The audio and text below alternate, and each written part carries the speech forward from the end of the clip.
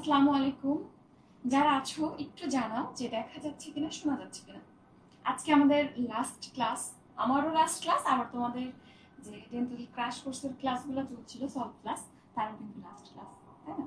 তো লাস্ট ক্লাসটা একটু মেনশন দিয়ে দাও, ফ্রেন্ডরা যারা রেগুলার ক্লাস করে একটু মেনশন দিয়ে দাও, কারণ জানোই যে শেষ ভালো যার সব ভালো তার। আচ্ছা, এখন কথা হচ্ছে যে তোমরা এই যে কয়েকদিন সলভ করলাম, একটু কথা বলি, হ্যাঁ, যেহেতু একেবারে শেষ দিন, আর হয়তো কয়েকদিন দেখা হবে না, বা যারা চান্স পেয়ে যাবা তাদের সাথে তো আর ক্লাসে এইভাবে আসলে টিচার এবং স্টুডেন্টের মতো দেখা হবে না। তো এতদিন যে সলভ করলাম, এখান থেকে কি শিখলাম বলো তো? কি শিখলাম? বা অ্যাকচুয়ালি সলভের মাধ্যমে আমরা যে শুধু 100টা কোশ্চেন শিখি বা 100টা কোশ্চেন হয়তো তার সেই টপিক রিলেটেড আরো কিছু শিখি, এরকম কিন্তু না। এখান থেকে সব থেকে বড় কোন মেসেজটা তুমি পেয়েছো বলো তো, একটু দেখি, শুনি তোমার কাছে কোনটা মনে হয়েছে। আচ্ছা, দ্রুত জয়েন করে ফেলো যারা যারা আসছো। আর আর আর আর হচ্ছে কয়দিন সময় আছে আর বলো তো? আজকে হচ্ছে 20 তারিখ, তাইলে আর মাত্র আজকের দিনটা বাদ দিলে 7 দিন সময় আছে। তাইলে 7 দিন সময়ের মধ্যে তোমার কি কাজ হবে? আশা করি যে এই কদিনের মধ্যে মেডিকেলের পরেও, মেডিকেল অ্যাডমিশনের পরেও এই যে টাইমটা পেয়েছো এর মধ্যে একবার সবকিছু রিভিশন করা কমপ্লিট, আরেকবার। তো এখন লাস্ট মোমেন্টে এসে কি করবা? মোটামুটি সব তো কাভার হয়ে গেছে, এখন বিগত বছর প্রশ্নগুলো আবার দেখবো, সব দেখবা, মেডিকেলের কোশ্চেন সব দেখবা, ডেন্টাল কোশ্চেন আবার দেখবা, বিসিএস কোশ্চেনগুলো আবার দেখবা।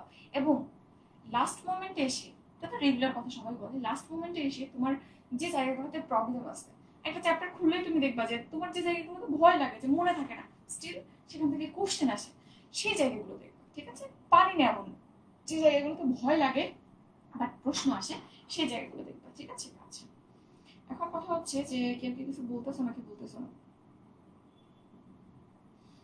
কমেন্ট কেন আসছে না? তোমরা কি কেউ কিছুই বলছো না?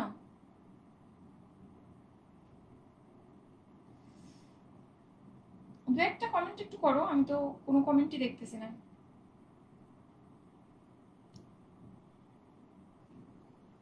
ওকে, তাইলে আমরা শুরু করি। আর ওয়ালাইকুম আসসালাম। আর যে কথা বলতেছিলাম, এখানকার সব থেকে বড় লেসন হচ্ছে যে ডেন্টালে দেখবা যে কিছু স্পেসিফিক টপিক থেকে বারবার প্রশ্ন আসে। আমি এই কথাটা মনে হয় আজকে এই তৃতীয় ক্লাসেও লাস্টেও এসেও বলতেছি।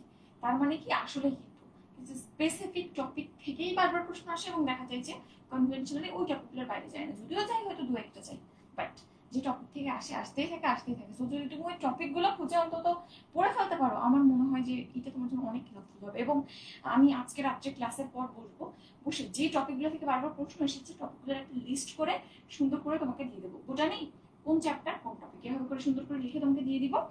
তোমাদের লস প্রজেক্টে যে আমাদের সিক্রেট সাজেশন বইটা আছে, ওটাতে কিন্তু টপিকগুলো সাজানো আছে, বাট ওটাতে অ্যাজ এ হোল সব ইম্পর্টেন্ট টপিকগুলো দেয়। আর আমরা আরো ছোট করে জাস্ট ডেন্টালে যে টপিকগুলো থেকে বারবার প্রশ্ন এসেছে এবং আশা করে আসবে এবার, সেই টপিকগুলো লিস্ট করে দিয়ে দেবো, ঠিক আছে? ওকে, তাহলে চলো আমরা শুরু করি। আচ্ছা, পিয়াল বলতেছে আমি খুলনা থেকে। আচ্ছা, খুলনা মানুষের প্রতি স্পেশাল ভালোবাসে। ইংলিশ কোন জায়গা থেকে রিপিট আসছে কিনা? রিপিট বলতে কি টাইপ অফ কোশ্চেন, যে টাইপের প্রশ্ন, এই টাইপ অফ প্রশ্ন রিপিট হয় একেবারে হুবহু। তোমাকে যদি যে নাউন ছিল সেই নাউন, যে প্রোনাউন ছিল সেই প্রোনাউন একই ভার্ব দিয়ে উঠাই দেয়, এই জিনিসটা তো ফেয়ার হয় না, ঠিক আছে? একটা ওয়ার্ড উঠাই দেওয়া যায় ভোকাবুলারির ক্ষেত্রে, বাট যখন একটা সেন্টেন্স কপি করে দেয় তাহলে এটা তো এমনি কপিরাইট খেয়ে যাবে। এরকম প্রশ্ন করা উচিত না, এই জন্য একটু ঘুরে ফিরে একটু জাস্ট একটু মডিফাই করে আসে, বুঝছো? বাট একেবারে যে রিপিট হয় না বা রুলে পড়ে না, আকাশ থেকে অভিনাজিল হওয়ার মতো কিন্তু এরকম কোনো কোশ্চেন আসে না যে কখনো দেখি নাই, কোনো এক্সামে আসে নাই। ভূতের মতো মানে আনকমন জিনিস আসলে মেডিকেল ডেন্টাল কোথাও কিন্তু আসে না। মেডিকেল দু একটা দু তিনটা দেখা যায় আসতেছে, আর ডেন্টাল একেবারেই আসে না, বুঝছো? ওকে, তাইলে আমরা শুরু করি। দেখো, প্রথম প্রশ্ন কি বলেছে? পয়সনের অনুপাতের সঠিক সীমা কোনটা? পয়সনের অনুপাত, তো পয়সনের অনুপাত জিনিসটা কি? একটা আমরা দেখতেছিলাম যখন এটা আমরা যখন স্থিতিস্থাপকতা করেছিলাম তখন দেখছিলাম, একটা তাকে টেনে লম্বা করতেছো, সে দৈর্ঘ্য যখন বাড়তেছে তখন জিনিসটা কিন্তু চিকন হয়ে যাবে, হ্যাঁ, লম্বা হইলেও চিকন হয়ে যাবে। এখন এখানে আমরা তো ক্ষেত্রফলের পরিবর্তন দিয়ে, দৈর্ঘ্যের পরিবর্তন দিয়ে আমরা দেখা যাচ্ছে ইয়ং এর গুণাঙ্ক বের করতেছি, বাট আমাদের এটাও ভাবতে হবে যে এর দৈর্ঘ্যের সাথে ক্ষেত্রফলটা কিরকম পরিবর্তন হচ্ছে, ঠিক আছে? দৃঢ়তা পরিমাপ করে ইয়ং এর গুণাঙ্ক। আর এখানে আমরা যে পয়সনের অনুপাত এটা দেখবো যে অ্যাকচুয়ালি ওই পদার্থটা কতটুকু সংকোচনশীল বা প্রসারণশীল। ঠিক আছে, তো এই পয়সনের অনুপাতের সূত্রটা হচ্ছে পয়সনের অনুপাত সিগমা ইজ ইকুয়াল পার্শ্ব বিকৃতি বাই দৈর্ঘ্য বিকৃতি। এটা উল্টায় যায় মাঝে মধ্যে, তো এভাবে করে মনে রাখতে পারো, উপরে 5 নিচে 9। ঠিক আছে, এবারটাকে মনে রাখতে পারো। এখন এটা সূত্র এবং এর অনুপাত সাধারণত -1 থেকে হাফের মধ্যে হয়। কি বললাম, -1 থেকে হাফের মধ্যে হয় কিন্তু, এবং ধাতুর ক্ষেত্রে দেখা যায় যে মোটামুটি মানটা 0.3 0.4 এরকম এরকম আছে, বুঝছো? তাইলে এটার উত্তর কি হবে, -1 থেকে হাফের মধ্যে হয়ে থাকে। হাফ মানে কি 0.5, কিন্তু সেখানে হাফ মানে 0.5 দিয়ে দিতে পারে। ওকে, এরপর আসো, এটা খুবই কমন একটা প্রশ্ন, দোলক ঘড়ির ক্ষেত্রে গ্রীষ্মকালে পর্যায়কাল কেমন হবে, এটা কি স্লো যাবে নাকি ফাস্ট যাবে? এই টাইপের প্রশ্ন খুব কমনলি আসে। এখন এখানে একটা সূত্র, দোলক ঘড়ি বা সরল দোলকের ক্ষেত্রে সূত্র একটাই, সূত্র তো তুমি জানো, P = 2π√L/g। এখন আমাকে বলো, এটা তো কনস্ট্যান্ট অলওয়েজ জি, এইটা কি গ্রীষ্মকালে একরকম শীতকালে এরকম এরকম কোনো ভেরিয়েশন আছে? নাই। তো জিটা এখানে কনস্ট্যান্ট, তাহলে T অ্যাকচুয়ালি ডিপেন্ড করে এই L এর উপর। তাহলে তুমি লিখো T সমানুপাতিক √L লেন্থ। এখন আমাকে বলো, গ্রীষ্মকালে সাধারণত দোলক ঘড়ির যে দোলকটা থাকে, দোলকের যে স্ট্যান্ডটা থাকে, ওটা কিন্তু ধাতু নির্মিত হয়। এখন ধাতু তাপ তুলে কি হয় বলতো, তাপের ফলে ধাতু কিন্তু প্রসারিত হয় এবং ঠান্ডায় কিন্তু সংকুচিত হয়। এটা তোমরা পড়ছো না যে রেল লাইনের দুইটা পাতের মধ্যে ফাঁক রাখা হয় কেন, যখন ট্রেন চলে যাচ্ছে তাপ তৈরি হচ্ছে চাকার ঘর্ষণের ফলে। সো দেখা যায় এই যে ধাতু বেড়গুলো আছে ওগুলো প্রসারিত হয়ে যায়। তো দুইটার মধ্যে ফাঁক রাখা, প্রসারিত হইলে যাতে ওই ফাঁকের মধ্যে কেটে যায়। ঠিক আছে, তো ওটা মনে রাখলে বা এটা তুমি আগে জানো এমনি। তাইলে গ্রীষ্মকালে কি হচ্ছে, এল বাড়তেছে। তো এল যখন বাড়বে তখন কি কি হবে, যেহেতু সমানুপাতিক সম্পর্ক, তখন কিন্তু পর্যায়কালও বাড়তেছে। এখন তুমি চিন্তা করো, পর্যায়কাল বাড়ছে, এটা দেখতে পাচ্ছ তুমি, যদি এখানে পর্যায়কাল থাকতো ঠিক আছে পর্যায়কাল দিতাম, বাট এখানে দ্রুত চলবে নাকি ধীরে চলবে এটা কিভাবে হিসাব করবো? পর্যায়কাল মানে কি, একবার ঘুরে আসতে যতক্ষণ সময় লাগে পূর্ণ দোলন, এখান থেকে মনে করা শুরু করলো, গেল, আবার আসলো, এই টোটাল টাইমটা। এখন দেখো পর্যায়কাল অল্প মানে কি, দ্রুত 1 সেকেন্ডে তোমাকে চলে আসতে হবে। আর মনে করো 10 সেকেন্ড পর্যায়কাল, তাহলে তুমি 10 সেকেন্ডে আস্তে আস্তে গেলা, আস্তে আস্তে ফিরলা, তাহলে পর্যায়কাল যত বেশি হবে তত দেখা যাবে যে সেটা স্লো যাচ্ছে, আর পর্যায়কাল যত কম হবে, যাইতে হবে আসতে হবে ফার্স্ট, তাহলে সেই ক্ষেত্রে দেখা যাবে যে এটা অনেক ফাস্ট যাচ্ছে। তাহলে যেহেতু টি বাড়ে, তাইলে কি পর্যায়কাল বেশি, স্লো যাবে, তাহলে কিন্তু এখানে ঘুরে ধীরে যাবে। বাকি অপশনগুলো দেখো, দৈর্ঘ্য কমে যাবে না, এটা মিথ্যা কথা, দৈর্ঘ্য বাড়বে, দ্রুত চলবে না, দোলনকাল অপরিবর্তিত হবে না, অবশ্যই ঠিক পরিবর্তিত হবে। যদি এটা কিন্তু অ্যাপারেন্টলি ওভাবে বোঝা যায় না, কারণ পরিবর্তনটা খুবই সূক্ষ্ম হয়, ধাতু পরিবর্তন। এরপর দেখো, কোন বর্তনীর অজানা রোধ নির্ণয়ে কোন যন্ত্রটি ব্যবহৃত হয়? এটা খুবই ফেভারিট একটা প্রশ্ন, যে আমরা আপেক্ষিক রোধ নির্ণয় করি কি দিয়ে, আর রোধ বা অজানা রোধ নির্ণয় করি কি দিয়ে, খুবই ফেভারিট একটা প্রশ্ন। তো দেখো, আমরা আপেক্ষিক রোধ নির্ণয় করি কি দিয়ে? আপেক্ষিক রোধ আমরা সাধারণত একক ক্ষেত্রফল এবং একক দৈর্ঘ্যে রেখি। এখন মিটার ব্রিজে যে তারটা ব্যবহার করা হয় তার দৈর্ঘ্য কিন্তু 1 মিটার, তাইলে মনে রাখবা মিটার ব্রিজে যেহেতু 1 মিটারের জন্য আমরা রোধটা বের করতেছি, তো এটা আপেক্ষিক রোধ। তাহলে আপেক্ষিক রোধ কি দিয়ে নির্ণয় করি আমরা? মিটার ব্রিজ দিয়ে। ওকে, এরপর যদি বলে অজানা রোধ, অজানা শব্দটা আসলে রোধ নির্ণয় করবো মানে কি, আমি নিশ্চয়ই সেটা রোধ জানি না, তারপর অজানা শব্দটার একটা স্পেশাল ভ্যালু আছে, যে অজানা শব্দটা উল্লেখ থাকলে অবশ্যই আমরা পোস্ট অফিস বক্স থাকবো। তাহলে অজানা রোধ নির্ণয় করা হয় কি দিয়ে? পোস্ট অফিস বক্স দিয়ে। যেমন তুমি চিন্তা করো, পোস্ট অফিসে যে চিঠিগুলো আসে, তুমি চিঠিতে কি লেখা সেটা কি জানতে পারো না, অজানা। তাইলে পোস্ট অফিস আসলে কিন্তু অজানা তথ্যের একটা ভান্ডার, এই জন্য মনে রাখবা পোস্ট অফিস বক্স দিয়ে অজানা রোধ নির্ণয় করা যায়। ঠিক আছে, ওকে, তাহলে এখানে আনসার কি হবে? আনসার কিন্তু অবশ্যই পোস্ট অফিস বক্স হবে। এবং মিটার ব্রিজে কি বললাম, মিটার ব্রিজ দিয়ে কি এর মাপা যায় বলতো? 1 মিটার দৈর্ঘ্যের জন্য রোধ, দ্যাট ইজ আপেক্ষিক রোধ। এরপর আসো পরবর্তী প্রশ্ন, 980 নিউটন ওজনের একটি বস্তুকে 1 মিটার পার সেকেন্ড স্কয়ার ত্বরণ দিতে কত বল প্রয়োগ করতে হবে? এখন প্রয়োগকৃত বল F আমরা জানি ma। এখন এখানে অ্যাক্সিলারেশন তুমি জানো, বলে দিয়েছি 1 মিটার পার সেকেন্ড স্কয়ার, এমটা তুমি জানো না, এমটা বের করা আছে। যেমন এখানে ওজন দেয়া আছে, ওজন 980 নিউটন, আমরা জানি W mg, W হচ্ছে ওজন। এখন আমাকে কি বের করতে হবে? ভর লাগবে, ভর বের করো। তাহলে m W/g। তো তুমি চাইলে এখানে W/g বসাইতে পারো বা এখান থেকে মান বের করে দিতে পারো। W এর মান কত? 980, কত দিয়ে ভাগ করবা? g এর মান 9.3।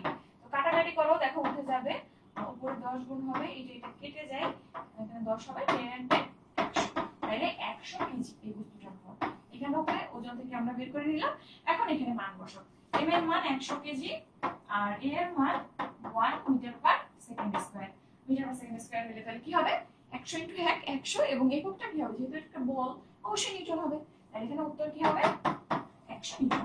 এটা খুবই ইজি ম্যাথ কিন্তু, এবং আসলে আসলে এই টাইপের ম্যাথই আসে। দুই এক বছর একটু ব্যতিক্রম দেখা যায়, যেমন এবার অ্যাটিপিক্যাল একটা ম্যাথ আসছে, আবার হচ্ছে 22-23 ডেন্টালে কিছু অ্যাটিপিক্যাল ম্যাথ আসছিল, বাট এগুলো আসলে খুবই রেয়ার। এবং যদি এই টাইপের ম্যাথ আসে কঠিন প্রশ্ন হয় সেটা সবার জন্য কঠিন।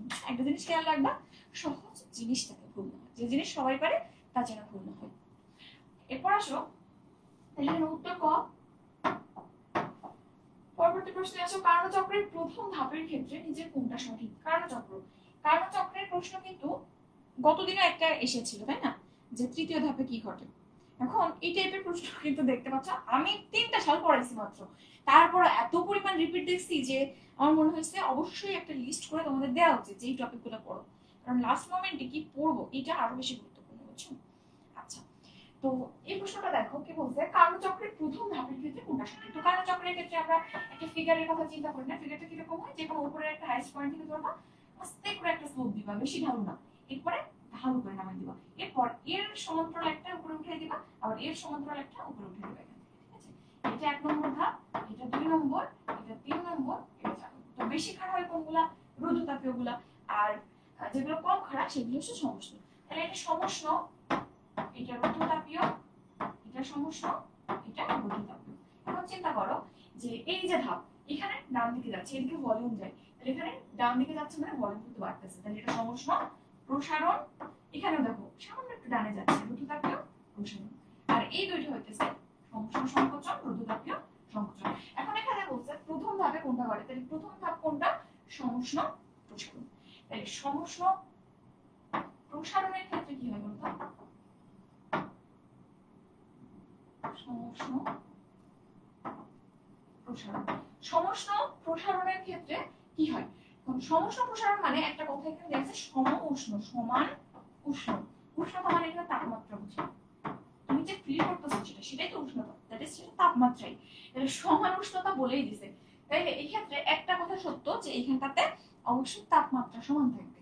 এরপর আয়তন দেখতেই পাচ্ছ, আয়তন পরিবর্তিত হচ্ছে, আয়তন পরিবর্তিত হবে, তাপমাত্রা সমান, অবশ্যই সেখানে চাপের পরিবর্তন হবে। এখন অপশনগুলো দেখি, তাপমাত্রা বাড়ে না, অন্তঃস্থ শক্তি হ্রাস পায় না। এখানে যেহেতু উষ্ণতা সমান, আমরা জানি যে অন্তঃস্থ শক্তি তাপমাত্রার উপর ডিপেন্ডেন্ট, তাপমাত্রা বাড়লে অন্তঃস্থ শক্তি বাড়ে, তাপমাত্রা কমলে অন্তঃস্থ শক্তি কমে। তাহলে অন্তঃস্থ শক্তি হ্রাস পায়, এটা মিথ্যা কথা। তাপমাত্রা স্থির থাকে, ইয়েস, এখানে কিন্তু আমরা সমান উষ্ণতা পাচ্ছি। তো এটা হইতে পারে। আরেকটা হচ্ছে তাপের বিকিরণ হয় কিনা, আসলে এখানে সমান উষ্ণতা আছে, তাপের বিকিরণ কিন্তু ডিরেক্টলি এখানে হয় না, বুঝছো? তাপের বিকিরণ হয় না, আসলে এই সিস্টেমেই তাপের বিকিরণ হয় না। বিকিরণ, পরিচলন, পরিবহন, তিনটা তাপ পরিবহনের যে ধাপ তিনটা আছে বা পদ্ধতি তিনটা আছে, এটা নিশ্চয়ই জানো। এরপর আসো, কোন বস্তুকে যেভাবেই রাখা হোক না কেন তার ওজন একটি বিন্দুর মধ্য দিয়ে বস্তুর উপর সর্বদা ক্রিয়া করে, এই বিন্দুকে কি বলে? এখান থেকে দুই টাইপের প্রশ্ন আসে, যে কোনো একটা বস্তু, তারপরে এই একটা বস্তু হলো, তো এখানে একটা নির্দিষ্ট বিন্দু থাকে যার উপর যে অবস্থায় তুমি বস্তু রাখো না কেন, উল্টায় পাল্টায় চিৎ করে কাট করে, একটা নির্দিষ্ট বিন্দু বরাবর সবসময় অভিকর্ষ যে বল বা মহাকর্ষ বল সেটা কাজ করে, সেই বিন্দুটাকে কি বলে?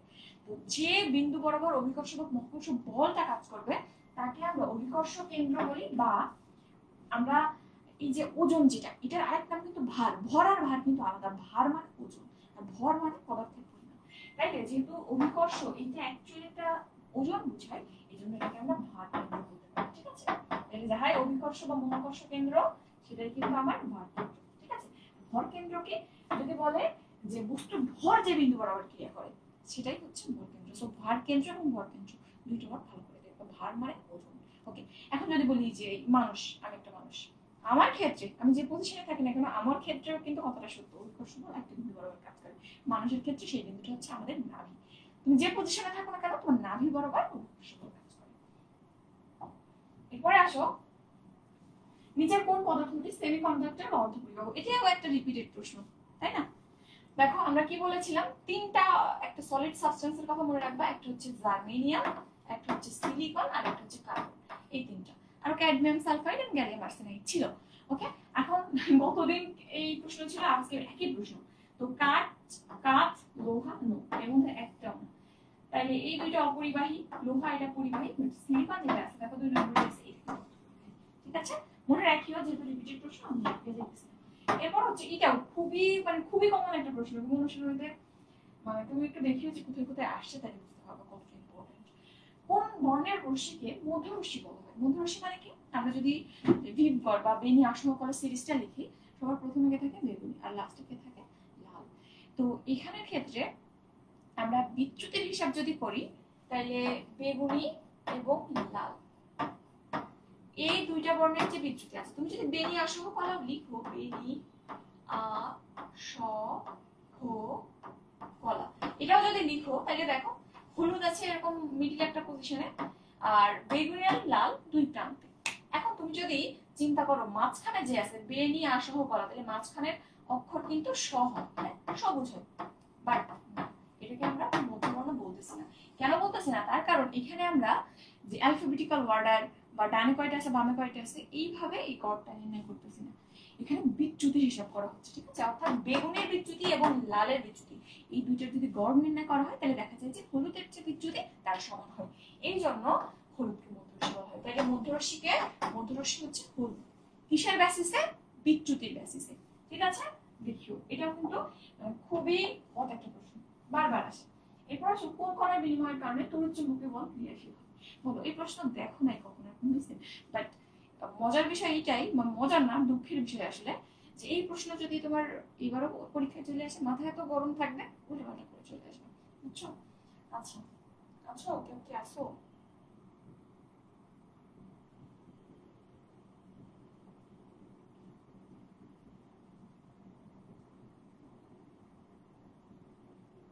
আচ্ছা, লাস্ট ক্লাস, তারপর প্রেজেন্স খারাপ না। তো দেখো আমরা চারটা বলের কথা অবশ্যই আলাদা করে মনে রাখবো। প্রথম হচ্ছে তড়িৎচুম্বকীয় বল। তড়িৎচুম্বকীয় বল এটা অ্যাকচুয়ালি কি? তড়িৎচুম্বকীয় বল, তড়িৎচুম্বকীয় তরঙ্গ, তার মানে কিন্তু আলো, এখানে এটা আলোকে ইন্ডিকেট করে, আলো তড়িৎচুম্বকীয় তরঙ্গ। তো এর মধ্যে যে ইন্টারঅ্যাকশন সেটাই তড়িৎচুম্বকীয় বল, এবং আমরা জানি আলোর একক কি? ফোটন।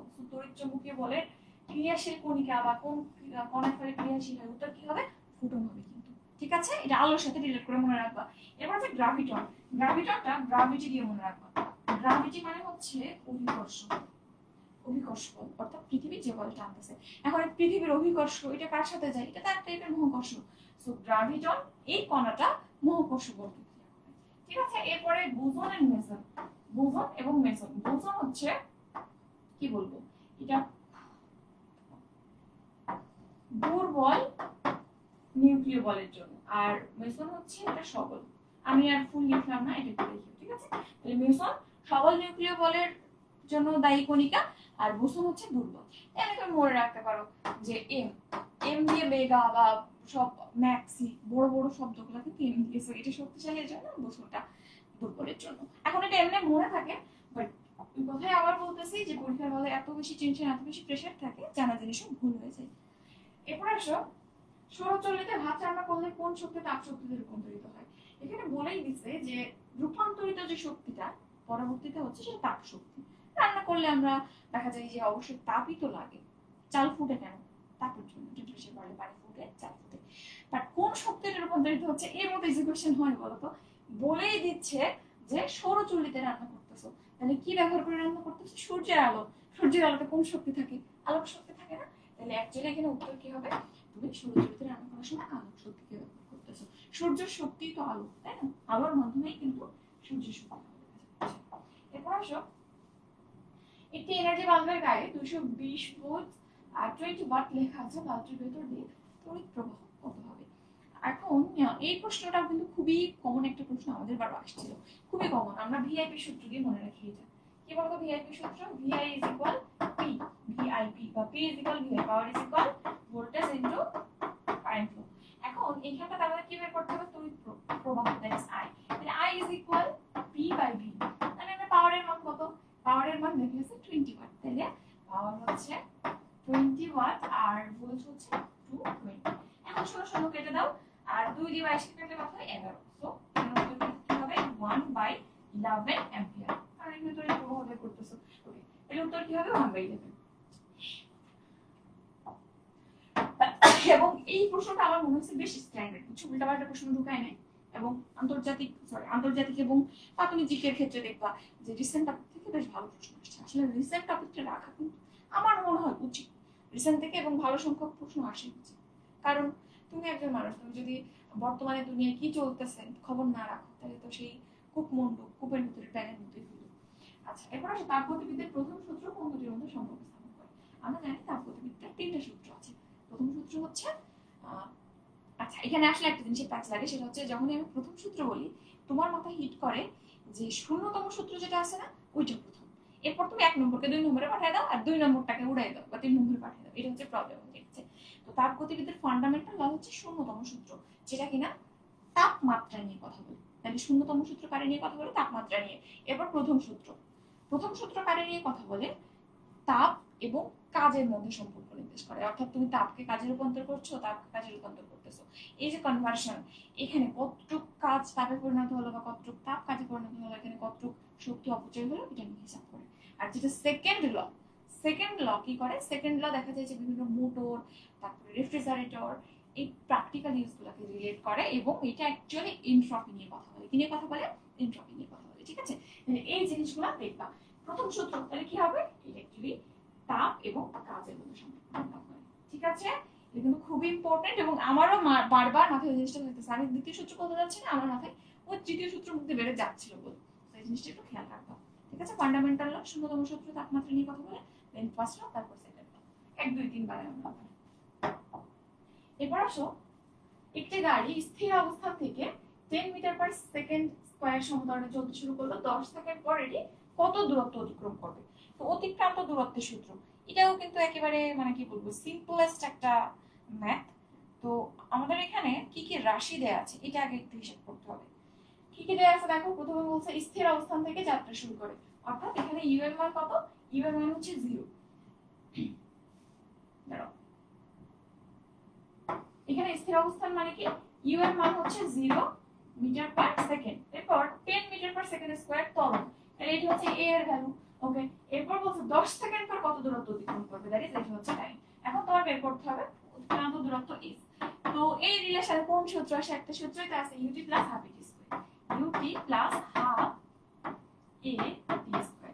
এখন ইউ এর মান 0 যেহেতু এটা 0 হয়ে যায়, বা তোমার হাতে থাকে হাফ এটি স্কয়ার, হাফ বসলো, এ এর মান কত? 10, টি এর মান কত? 10 এবং তার স্কয়ার। এখন এটা বের করে ফেলো। 2 দিয়ে 10 কাটলে 5 হয় আর 10 10 এ 100, তাহলে 5 ইনটু 100 দ্যাট ইজ 500 ইউনিট কি হবে? 200 মিটার হবে। ঠিক আছে, এটা কিন্তু অনুশীলনী আছে। তাহলে উত্তর কি হবে? উত্তর গ হবে।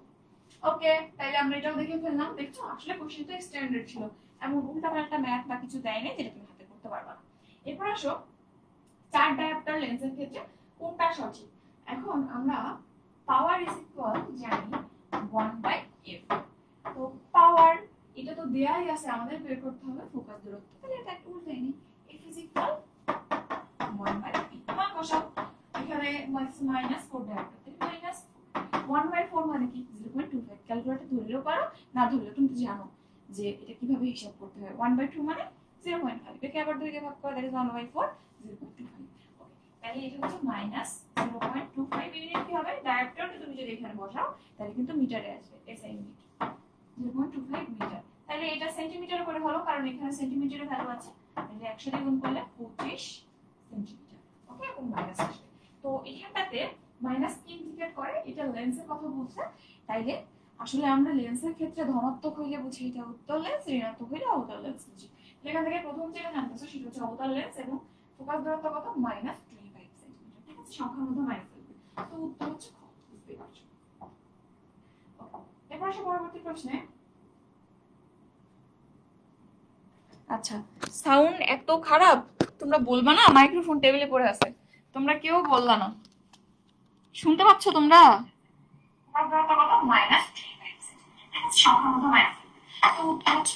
ভাই কেউ তো বলবি, তোরা মাইক্রোফোন আমার টেবিলে পড়ে আছে, তোমরা কি শুনতেছিলে এতক্ষণ বলতো?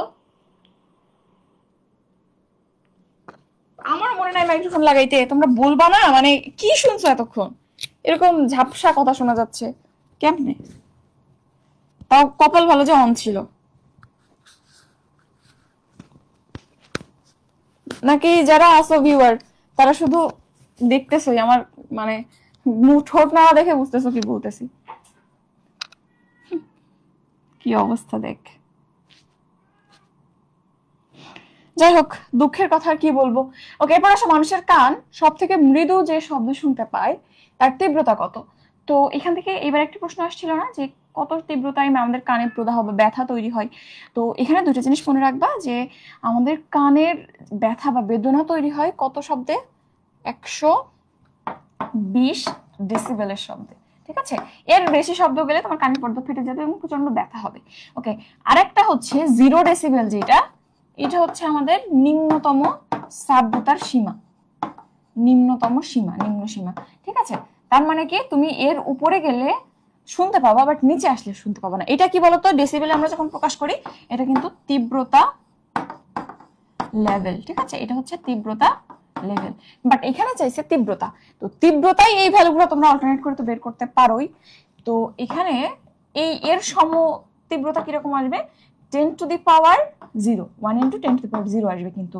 আচ্ছা, আর এইটার সম কি আসবে, এটা হচ্ছে 1 ইন্টু 10 টু দি পাওয়ার -12। এটা যদি আমি ম্যাথমেটিক্যালি এখান থেকে এখানে যাই আর ইজিলি বুঝে যায়, আমরা কি করি সাধারণত ওয়াট পার মিটার স্কোয়ার বা তীব্রতা থেকে যখন তীব্রতার লেভেলে যায় তখন সূত্রটা হচ্ছে 10 ইন্টু 12 মাইনাস পাওয়ারটা, এখানে যে সংখ্যাটা থাকবে সেটা বিয়োগ করে দিই। তাইলে এখানে কি হবে, 12 বিয়োগ করে দাও, তাইলে 10 ইন্টু 12 মাইনাস 12 শূন্য হয়ে যায়। সো এখান থেকে দেখবা আলটিমেটলি 0 আসতেছে, এখান থেকে 0 বাদ যায় মানে 12, 0 আসে মানে 10 ইন্টু 12 দ্যাট ইজ 120 ডেসিবেল। ঠিক আছে, তাহলে এইটাই হচ্ছে আমাদের কানে প্রদাহ সৃষ্টি করবে। আর 0 ডেসিবেল এটা নিম্নতমের সময়, এর নিচে গেলে আর শুনতে পাবো না। ওকে, তাহলে সব থেকে মৃদু যে শব্দ শুনতে পাই তার তীব্রতা কত, 10 টু দি পাওয়ার -12। এরপর আসো ফ্লেমিং এর বামহস্ত সূত্র অনুসারে বাম হাতের মধ্যমা কি নির্ণয় করে, কি নির্দেশ করে। তো এখানে এভাবে করে ধরবা আঙুল তিনটা, এভাবে F B I, F B I, F B I, এটা দিয়ে বল নির্দেশ করে। হ্যাঁ, একটা চুম্বক ক্ষেত্রের মধ্যে তুমি যখন একটা তার রাখতেছো তার যে থ্রাস্ট বা যেদিকে সে বল অনুভব করবে সেটা নির্দেশ করে এই আঙ্গুলটা।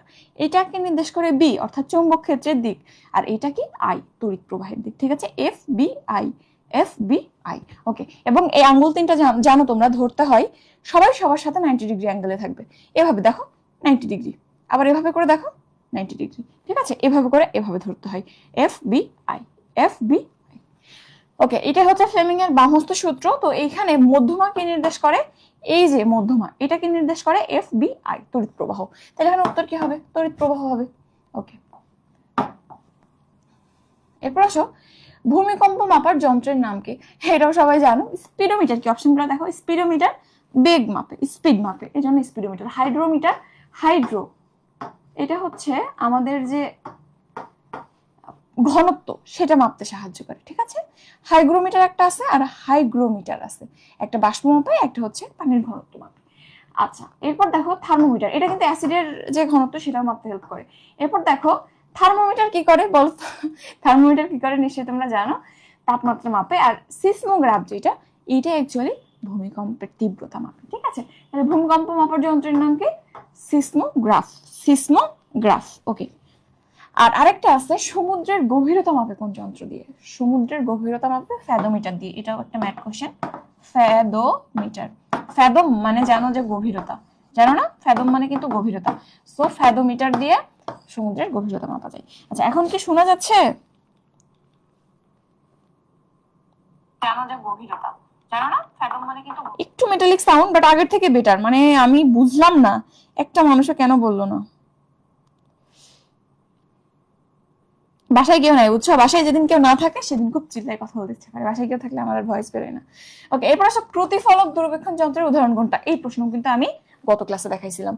প্রতিফলক, প্রতিফলকের উদাহরণ কি কি ছিল, হা গে নি, হার্শেল, গ্যালিলিও আর নিউটন। ঠিক আছে, হা গে নি। আচ্ছা, এখানে সমস্যা হয়েছে, দাঁড়াও, সরি হচ্ছে আবার উল্টা হচ্ছে। আরেকটা ছিল হচ্ছে ভূ জ্ঞান, দাঁড়াও, এটা গ্যালিলিও না, এটা হচ্ছে গ্রেগরি। ঠিক আছে, তাহলে হার্শেল, গ্রেগরি এবং নিউটন এই তিনটা প্রতিফলক দূরবীক্ষণ যন্ত্রের উদাহরণ। আর প্রতিসরণের ক্ষেত্রে কি বলছিলাম, এটা ভূ, তারপরে গ্যালিলিও, তারপরে নভ। নভর আরেকটা নাম ছিল জ্যোতিষ দূরবীক্ষণ। নভ মানে কি আকাশ, তো আকাশের যে এগুলার গতিবিধি দেখে জ্যোতিষরা কিন্তু কাজ টাজ করে, এজন্য এটা আরেকটা নাম জ্যোতিষ দূরবীক্ষণ যন্ত্র। তো এখানে যদি অপশন দেখো, নিউটন আছে, নিউটন হচ্ছে প্রতিফলকের মধ্যে পড়ে, জ্যোতিষ, ভূ আর গ্যালিলিও এটা কিন্তু আবার প্রতিসরকের মধ্যে পড়ে। তাহলে এখানে উত্তর কি হবে? ক হবে। এবং এই যে আমি বলে এলাম না গ্রেগরি এবং গ্যালিলিও কোনটা কোথায় পড়ে, এটা একটু ভালো করে দেখো। ভূ জ্ঞান, যখন এই বানানটা করতেছে গ্যা আসছে, তো এটা গ্যালিলিও। এরপর আসো, তোমরা নেমনিক আলাদা ঠিক আছে, বাট আমি নিজেকে বুঝাইতেছি এরকম অবস্থা। এরপর আসো পারদ ও কাচের মধ্যবর্তী স্পর্শকোণ কত? এটাও খুবই কমন একটা প্রশ্ন। পারদ এবং কাচ এদের মধ্যে স্পর্শকোণ কত হয়? 140 ডিগ্রি, বা তপন স্যারের বইতে আছে 139 ডিগ্রি, মনে রাখিও, খুবই কাছাকাছি মান। তারপরে যদি দিয়ে দেয় 139 এবং অপশন 140 না থাকে 139 জায়গায়, ঠিক আছে? তাইলে পারদ এবং কাচের মধ্যবর্তী স্পর্শকোণ 139 ডিগ্রি। এরপর দেখবা আরো কিছু জিনিস আছে, একটু দেখতে হবে আমাদের। দ্বারা এরপর হচ্ছে রূপা ও পানি। রূপা এবং পানি এদের মধ্যবর্তী কোণ কত? এটা খুবই কমনলি আসে 90 ডিগ্রি। ওকে, তাইলে পারদ এবং কাচ 140 বা 139, রূপা এবং পানি কত বললাম? 90 ডিগ্রি। এরপরে সব থেকে কমন যেটা, আমরা কি করি? গ্লাসের মধ্যে পানি ঢেলে খাই।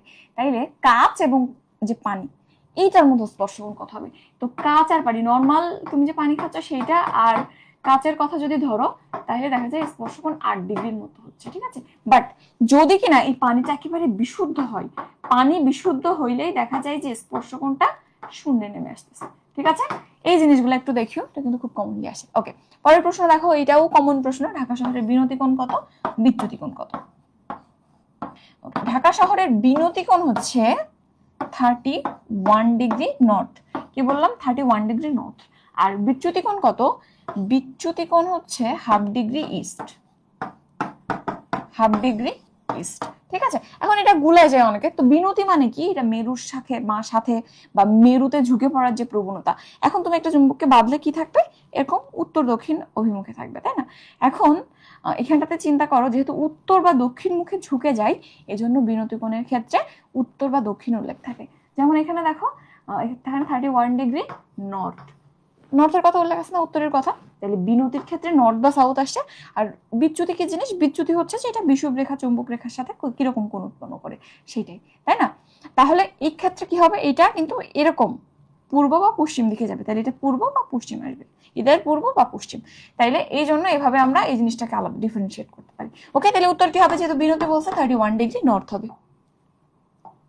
এরপর আসো, ক্যালসিয়াম 2+ শনাক্তকরণে কোনটা ব্যবহৃত হয়? এইটাও আমি কিন্তু দেখাইছিলাম, দুটো প্রশ্ন আসছিল, তাই না? দুইটা প্রশ্ন আসছিল। নেসলার দ্রবণ কোথায় ব্যবহার করা হয়, আরেকটা কি যেন ক্যালসিয়াম নাকার শনাক্তকরণ ছিল।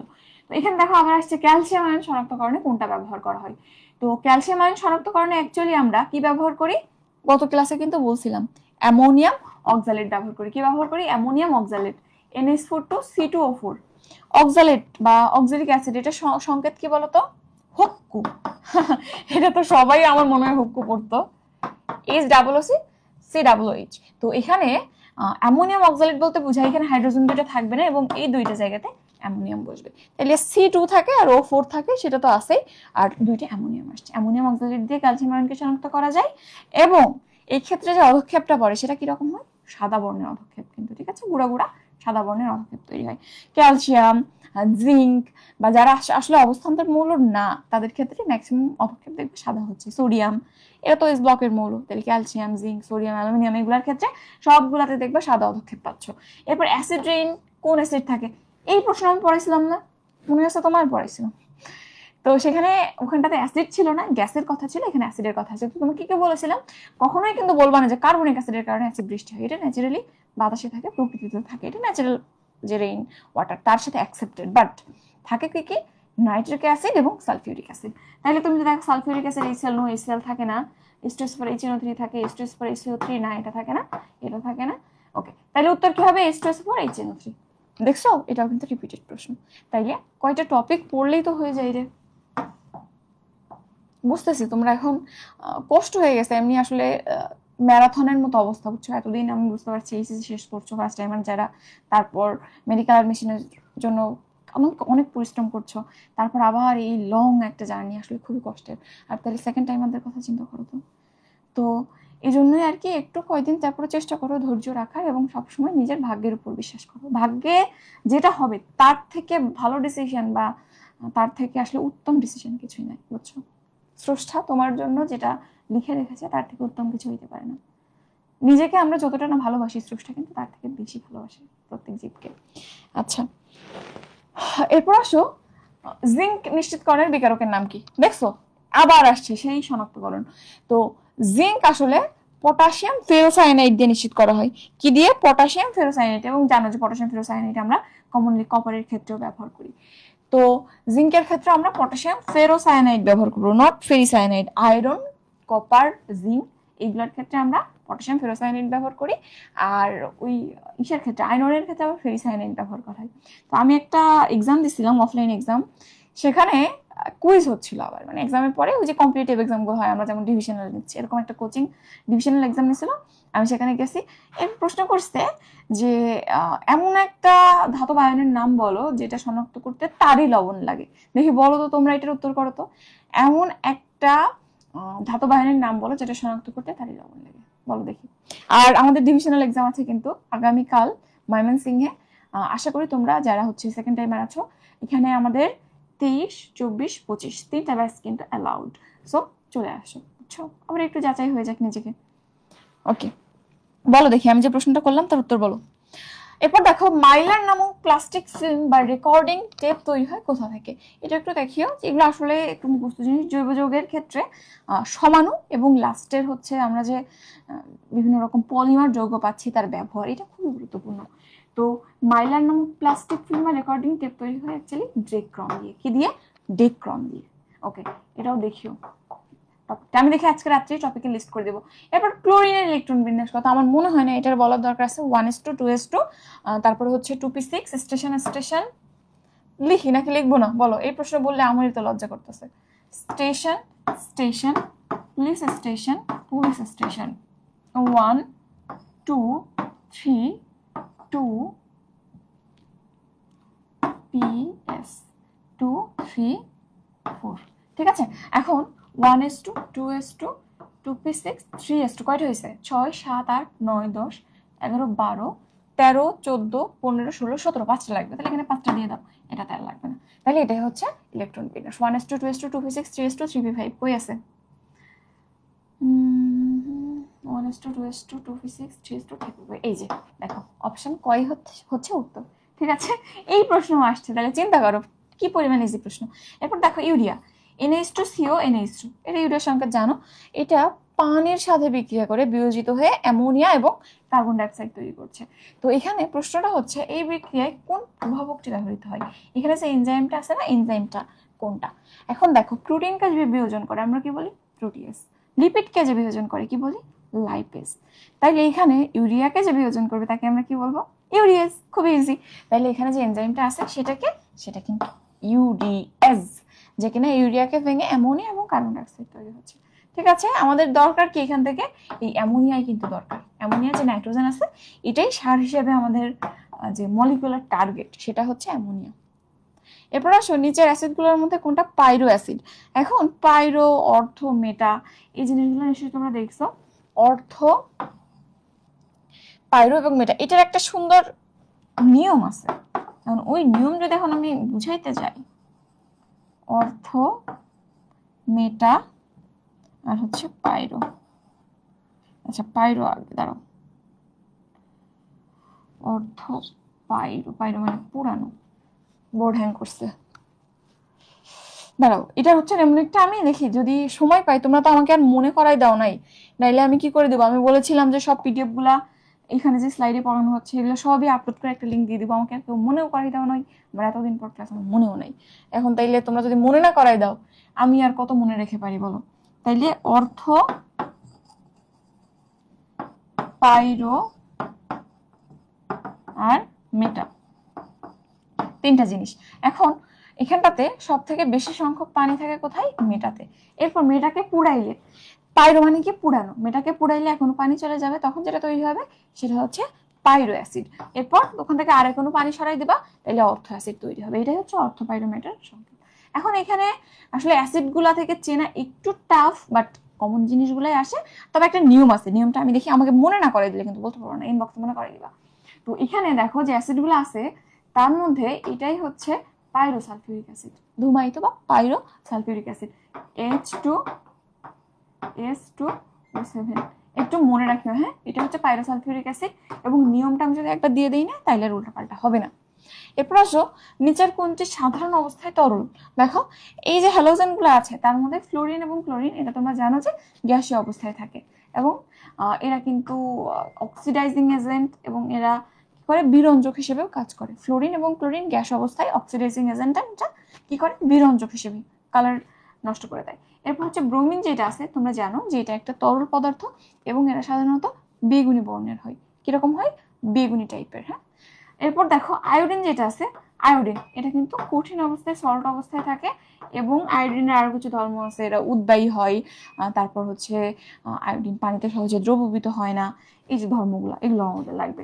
তাইলে এই দুইটা গ্যাস, এই বেচারা মাঝখানে তরল, আর এই যে আয়োডিন বেচারা আছে না, আয়োডিন কি কঠিন। তাহলে কোনটা সাধারণ অবস্থায় তরল? ব্রোমিন। এবং এখান থেকে প্রশ্ন আসে অধাতু পাট তরলকে, পরের শ্রেণীতে কে কে তরল আছে, ধাতু পাট তরলকে, ধাতু পাট তরল কে বলতো? মার্কারি। কিন্তু এই জিনিসগুলো দেখতে হবে এবং এটা খুবই মানে কমন জিনিস, বারবার যে জিনিসগুলো দেখা হয় না সেগুলোই। কিন্তু অনেকে এমন কাজ করো যে খুব টেনশন হইতেছে, কি করবো রে ভাই, তো এরকম মোমেন্টে আসা কারা কি সাজেশন দেয় কি করে জানি না, বা নিজেরা কি চিন্তা করে জানি না, উল্টা পাল্টা লাগে না এরকম জিনিস কোথায় কোথায় পড়তে পড়তে দেখা যায় যে ইম্পর্টেন্ট জিনিসগুলো বাদ যাচ্ছে। তো যে জিনিসগুলো আসছে সেগুলো তো আগে দেখবা, কারণ একই টাইপের প্রশ্ন বারবার হচ্ছে। এরপর আসো 5% NaOH এর 1000 ml দ্রবণে কত গ্রাম NaOH থাকে। তো এখানে আমরা জানি পার্সেন্টেজ দিয়ে কি বুঝাই, পার্সেন্টেজ দিয়ে বুঝাই যে 100 গ্রামে এত পার্সেন্ট আছে। পার্সেন্টেজ মানে বুঝি যে 100তে এত আছে। তাহলে তুমি লিখো এখানে 100 গ্রাম বা 100 ml এ হবে 100 ml দ্রবণে আছে 5 গ্রাম NaOH, 5 গ্রাম NaOH। তাহলে ঐকিক নিয়মে করো, 1 ml এ কতটুকু আছে? 5/100। তাহলে এখন 1000 ml এ কত আছে, কতটুকু আছে? 1000 ml এ আছে 5 × 1000/100। দ্যাট ইজ কাটাকাটি করো, কত হবে? উপরে 10 থাকে, 5 × 10 = 50 গ্রাম। ঠিক আছে, উত্তর কি হবে তাইলে? 50 গ্রাম। এরপর দুইটি গ্যাসের গড় গতিশক্তি সমান কখন হয়? এটা কিন্তু আমি গতদিন একদম সেম এই প্রশ্নটাই ছিল। গড় গতিশক্তি কখন সমান হয়? গতিশক্তি ই এর সূত্র কি ছিল? E = 3/2 RT, E = 3/2 nRT বা RT, যেখানে সবাই কনস্ট্যান্ট ছিল, কেবলমাত্র টিটা ভ্যারিয়েবল ছিল। তো তুমি লিখতে পারো E সমানুপাতিক T। তাহলে E এর মান কখন সমান হবে? যেহেতু T ভ্যারিয়েবল, T সমান হলে E এর মান সমান হবে। অর্থাৎ যদি কখনো তাপমাত্রা সমান হয় দুটো গ্যাসের মধ্যে, তাদের কিন্তু গতিশক্তি সমান হবে। পড়ছিলাম, মনে আছে তোমাদের? মনে আছে আশা করি, এবং রিপিটের ব্যাপারটা নিশ্চয়ই বুঝতে পারছো। এরপর আসো তড়িৎচুম্বকীয় বলের বাহক কোণ, যেটা অলরেডি একবার এসেছে, এই বছরে এসেছে। কি হবে? তড়িৎচুম্বকীয় বলের বাহক কণিক হচ্ছে ফোটন। এরপর আসো বিশুদ্ধ পানিতে H+ এর মান কত, অর্থাৎ H+ এর ঘনমাত্রার মান কত? H+ OH-। পানি যদি বিশুদ্ধ হয় দুইজনের মান একই হয়, কত হয় বলো তো? দুইজনের মানই 10⁻⁻7 মোল/লিটার, খুবই কম, ছোট্ট একটা মান। তাহলে যদি পানি বিশুদ্ধ হয় H+ যতটুকু থাকবে, OH- ও ততটুকু থাকবে, এবং সেক্ষেত্রে দুইজনেরই মান কত? সেপারেট মান 10⁻⁷ মোল/লিটার। ওকে, এখন যদি বলে যে পানির আয়নিক গুণফল কত? আয়নিক গুণফল মানে H+ আর OH-, এই দুইজনের গুণফল কিন্তু। তো এই দুইজনের গুণফল করো, 10⁻⁷ × 10⁻⁷ কত আসবে? 10⁻14 আসবে। ঠিক আছে, তাইলে এখানে যদি পানির আয়নিক গুণফল বলে বের করে ফেলবা 10⁻14, এবং এখান থেকে তো পিএইচ এর মানও বের করা যায়, তাই না? ওকে, তাইলে এই জিনিসটা এখান থেকে সুন্দর করে দেখে ফেলবা। তাইলে এখানে উত্তর এটা হচ্ছে। কি বলবো, তোমরা বুঝতে পারছো নিশ্চয়ই যে আসলে কি পরিমাণ ইজি প্রশ্ন আসে ডেন্টালে। এরপর আসো কোল্ড ক্রিম প্রস্তুতিতে লুব্রিকেন্ট হিসেবে ব্যবহার করা হয় কোনটা? লুব্রিকেন্ট মানে কি বলতো? লুব্রিকেন্ট মানে হচ্ছে যেটা কোমলতা দান করবে বা গ্রিজি করবে, পিছলা করবে কোন জিনিসটা। তো কোল্ড ক্রিম প্রস্তুতিতে পিছলাকারী উপাদান হিসেবে আমরা তরল প্যারাফিন ব্যবহার করি। তরল প্যারাফিনের এক্সাম্পল কি? মিনারেল অয়েল, অয়েলের কথা চিন্তা করো, মিনারেল অয়েল।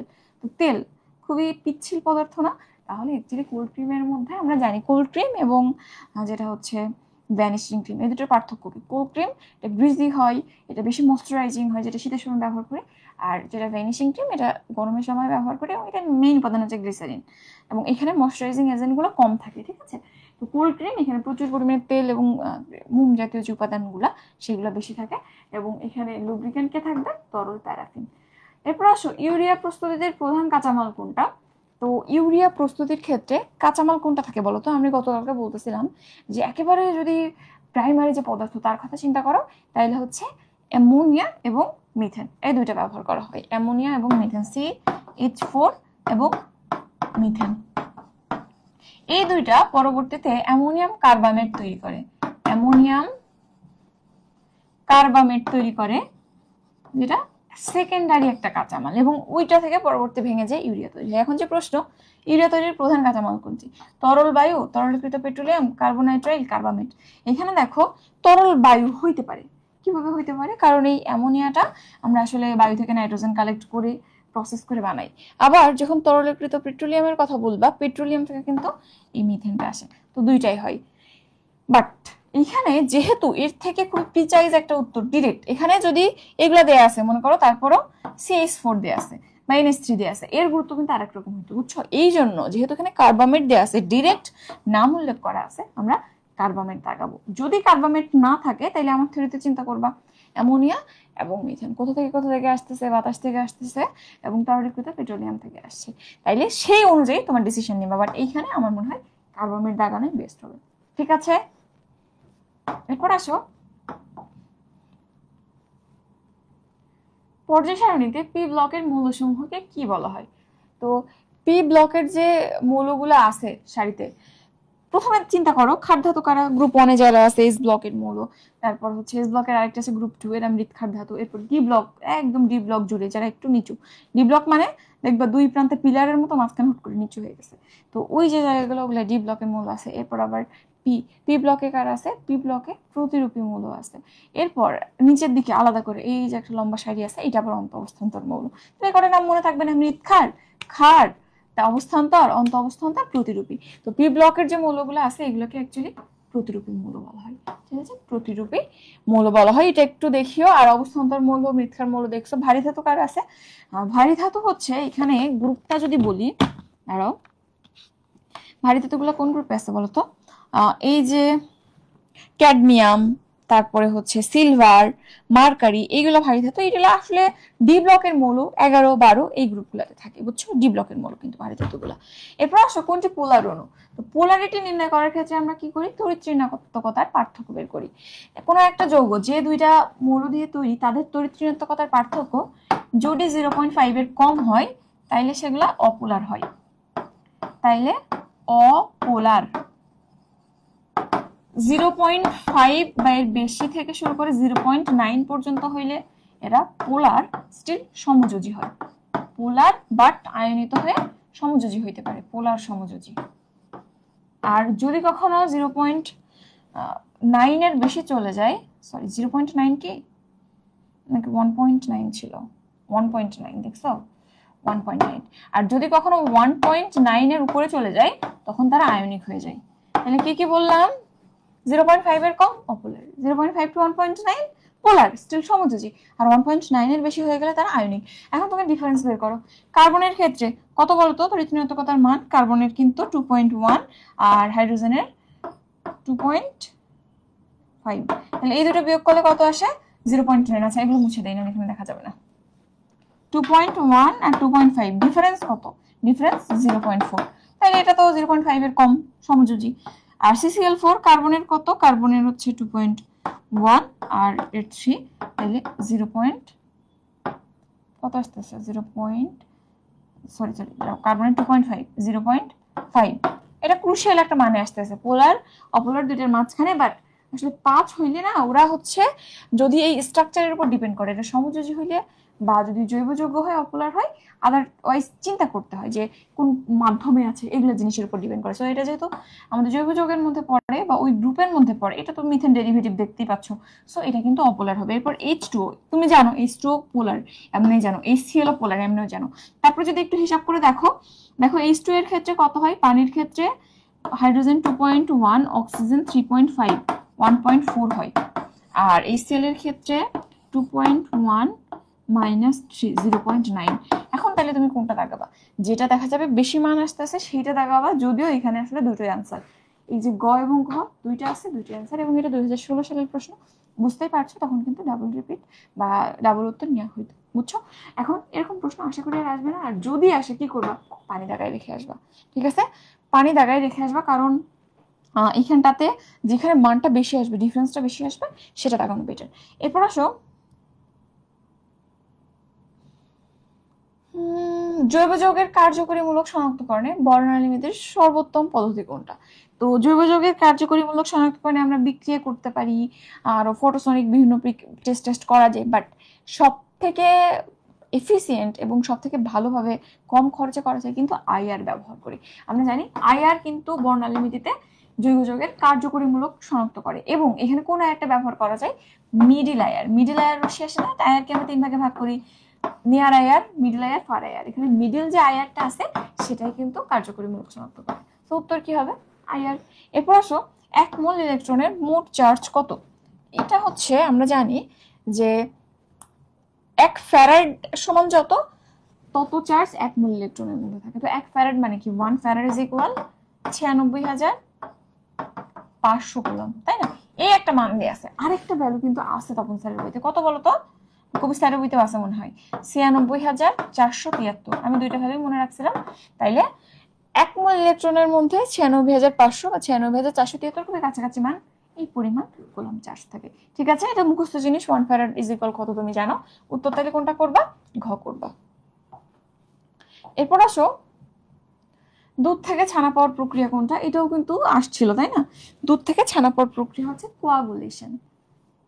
কি প্রক্রিয়া? কোয়াগুলেশন। কলয়েড ধর্মী যেসব পদার্থগুলো আছে তার মধ্যে কোয়াগুলেন্ট যোগ করার ফলে চার্জগুলা নিউট্রালাইজড হয়ে যায়, হওয়ার ফলে তাদের যে কণাগুলো আছে, দ্রব কণাগুলো আছে, সেগুলো একসাথে দলাপাকে থিতায় যায় বা নিচে তলানি আকারে জমা হয়, এটাকেই আমরা কোয়াগুলেশন বলি। তো দুধ থেকে ছানা পাওয়ার প্রক্রিয়া কিরকম? দুধের মধ্যে একটু অ্যাসিড ঢেলে দাও, একটু লেবুর রস চিপে দাও, দেখবা যে ওটা দলা পেকে যাচ্ছে দুধটা, এটাই কিন্তু কোয়াগুলেশন, ঠিক আছে? তাহলে দুধ থেকে ছানা কোন প্রক্রিয়ায় পাচ্ছ? কোয়াগুলেশন। তাহলে দুধ কি ধরনের পদার্থ? দুধ কিন্তু কলয়েড ধর্মী পদার্থ, প্রমাণিত হয়ে গেল। জিপসামের রাসায়নিক সংকেত কোনটা? এই প্রশ্নটাও নিয়েও একটু ঝামেলা আছে। জিপসামের অ্যাকচুয়াল রাসায়নিক সংকেত হচ্ছে ক্যালসিয়াম সালফেট, 2 অণু থাকবে যার সাথে কিনা 1 অণু পানি থাকবে। তাইলে এই জিনিসটা এভাবে বলা যায়, 2 অণু ক্যালসিয়াম সালফেটের সাথে 1 অণু পানি, বা ক্যালসিয়াম সালফেট যখন 1 অণু থাকবে তাহলে পানি কত থাকবে? ক্যালসিয়াম সালফেট 1 অণু হইলে হাফ অণু পানি থাকবে, বুঝছো? এখন এই যে ব্র্যাকেটের পরে 2 ছিল না ছোট্ট করে, এখানে এইটা না এখানে চলে গেছে, ফলে এটা উল্টা হয়ে ক্যালসিয়াম সালফেটের সাথে 2 অণু পানি হয়ে গেছে। বইগুলোতে এমনই হয়ে গেছে, কেন জানি। মনে রাখিও, যদি কখনো এরকম অপশন আমি পরীক্ষাতেই দেখছি, ভার্সিটির পরীক্ষায় দেখছি, মেডিকেল মেবি একবার ঠিক করে আসছিল, তাহলে খেয়াল রাখিও অ্যাকচুয়ালি কিন্তু ক্যালসিয়াম সালফেট 1 অণুর সাথে হাফ অণু পানি থাকে, বা 2 অণু ক্যালসিয়াম সালফেটের সাথে 1 অণু পানি থাকে, ঠিক আছে? এটাই রিয়েল বা অ্যাকচুয়াল সংকেত। আর এখানে যেটা দেয়া আছে এটা ওই এই দুইটা বড় হয়ে এখানে চলে গেছে, তাহলে এখানে উত্তর কি করবা? ক্যালসিয়াম সালফেট তার সাথে 2 অণু পানি, ঠিক আছে? জিপসাম, জিপসাম বা প্লাস্টার অফ প্যারিস, এখানে কি করা হয়? এটা জাস্ট সিমেন্ট লাইক পদার্থ, পানি দিলে সিমেন্টের মতো জমে যায়, এবং প্লাস্টার করার কাজে আমাদের যে হসপিটালে হাত পা ভেঙে গেলে যে প্লাস্টার করে দেয় না, ওখানে ব্যবহার করা হয়। আবার জিপসাম দিয়ে এখন ওয়ালের মধ্যে কৃত্রিম দেয়াল তৈরি করা হয় না, ইট ছাড়াই, জাস্ট সেপারেট করার জন্য এখানে জিপসাম ব্যবহার করা হয়। এরপর আসো ইটিপি। ইটিপি কি? ইটিপি হচ্ছে ইফ্লুয়েন্ট ট্রিটমেন্ট প্ল্যান্ট। ইফ্লুয়েন্ট মানে কি? তরল পদার্থ। ইফ্লুয়েন্ট, ফ্লুয়েন্সি যারা আছে সেটা তো তরল বা প্রবাহী। ইফ্লুয়েন্ট মানে তরল, ট্রিটমেন্ট মানে চিকিৎসা করা হয়। তরলের কি চিকিৎসা করা হয়? তরল দূষিত থাকলে সেটাকে দূষণমুক্ত করা হয়। প্ল্যান্ট মানে একটা প্রজেক্ট বোঝায়। তাইলে ইটিপি কি করে? এটা অ্যাকচুয়ালি শিল্পের যে তরল বর্জ্য আছে তাকে ট্রিট করা বা দূষণমুক্ত করার প্রক্রিয়া, ঠিক আছে? ওকে, এরপর আসো ল্যাবরেটরিতে তুমি অ্যাসিড, ক্ষার, বিভিন্ন বিষাক্ত উপাদান নিয়ে কাজ করছো, সবার আগে কি কাজ করবা বলো তো? অ্যাসিডে হাত দিচ্ছ, ক্ষারে হাত দিচ্ছ, কি করবা? হাতটা প্রোটেক্ট কর না, গ্লাভস পরতে হবে আগে। তাহলে এই জাতীয় জিনিস নিয়ে কাজ করলে আমরা কি করবো? অ্যাপ্রন পরবো।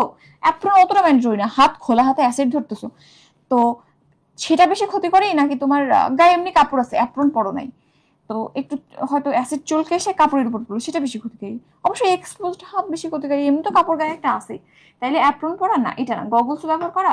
চোখে যাওয়া কিন্তু খুবই, মানে চোখ তো দূরে আছে এবং আমাদের চোখ যেন খুবই অ্যাক্টিভলি রিফ্লেক্স করে, চোখে কিছু আসার আগে চোখ বন্ধ হয়ে যাবে।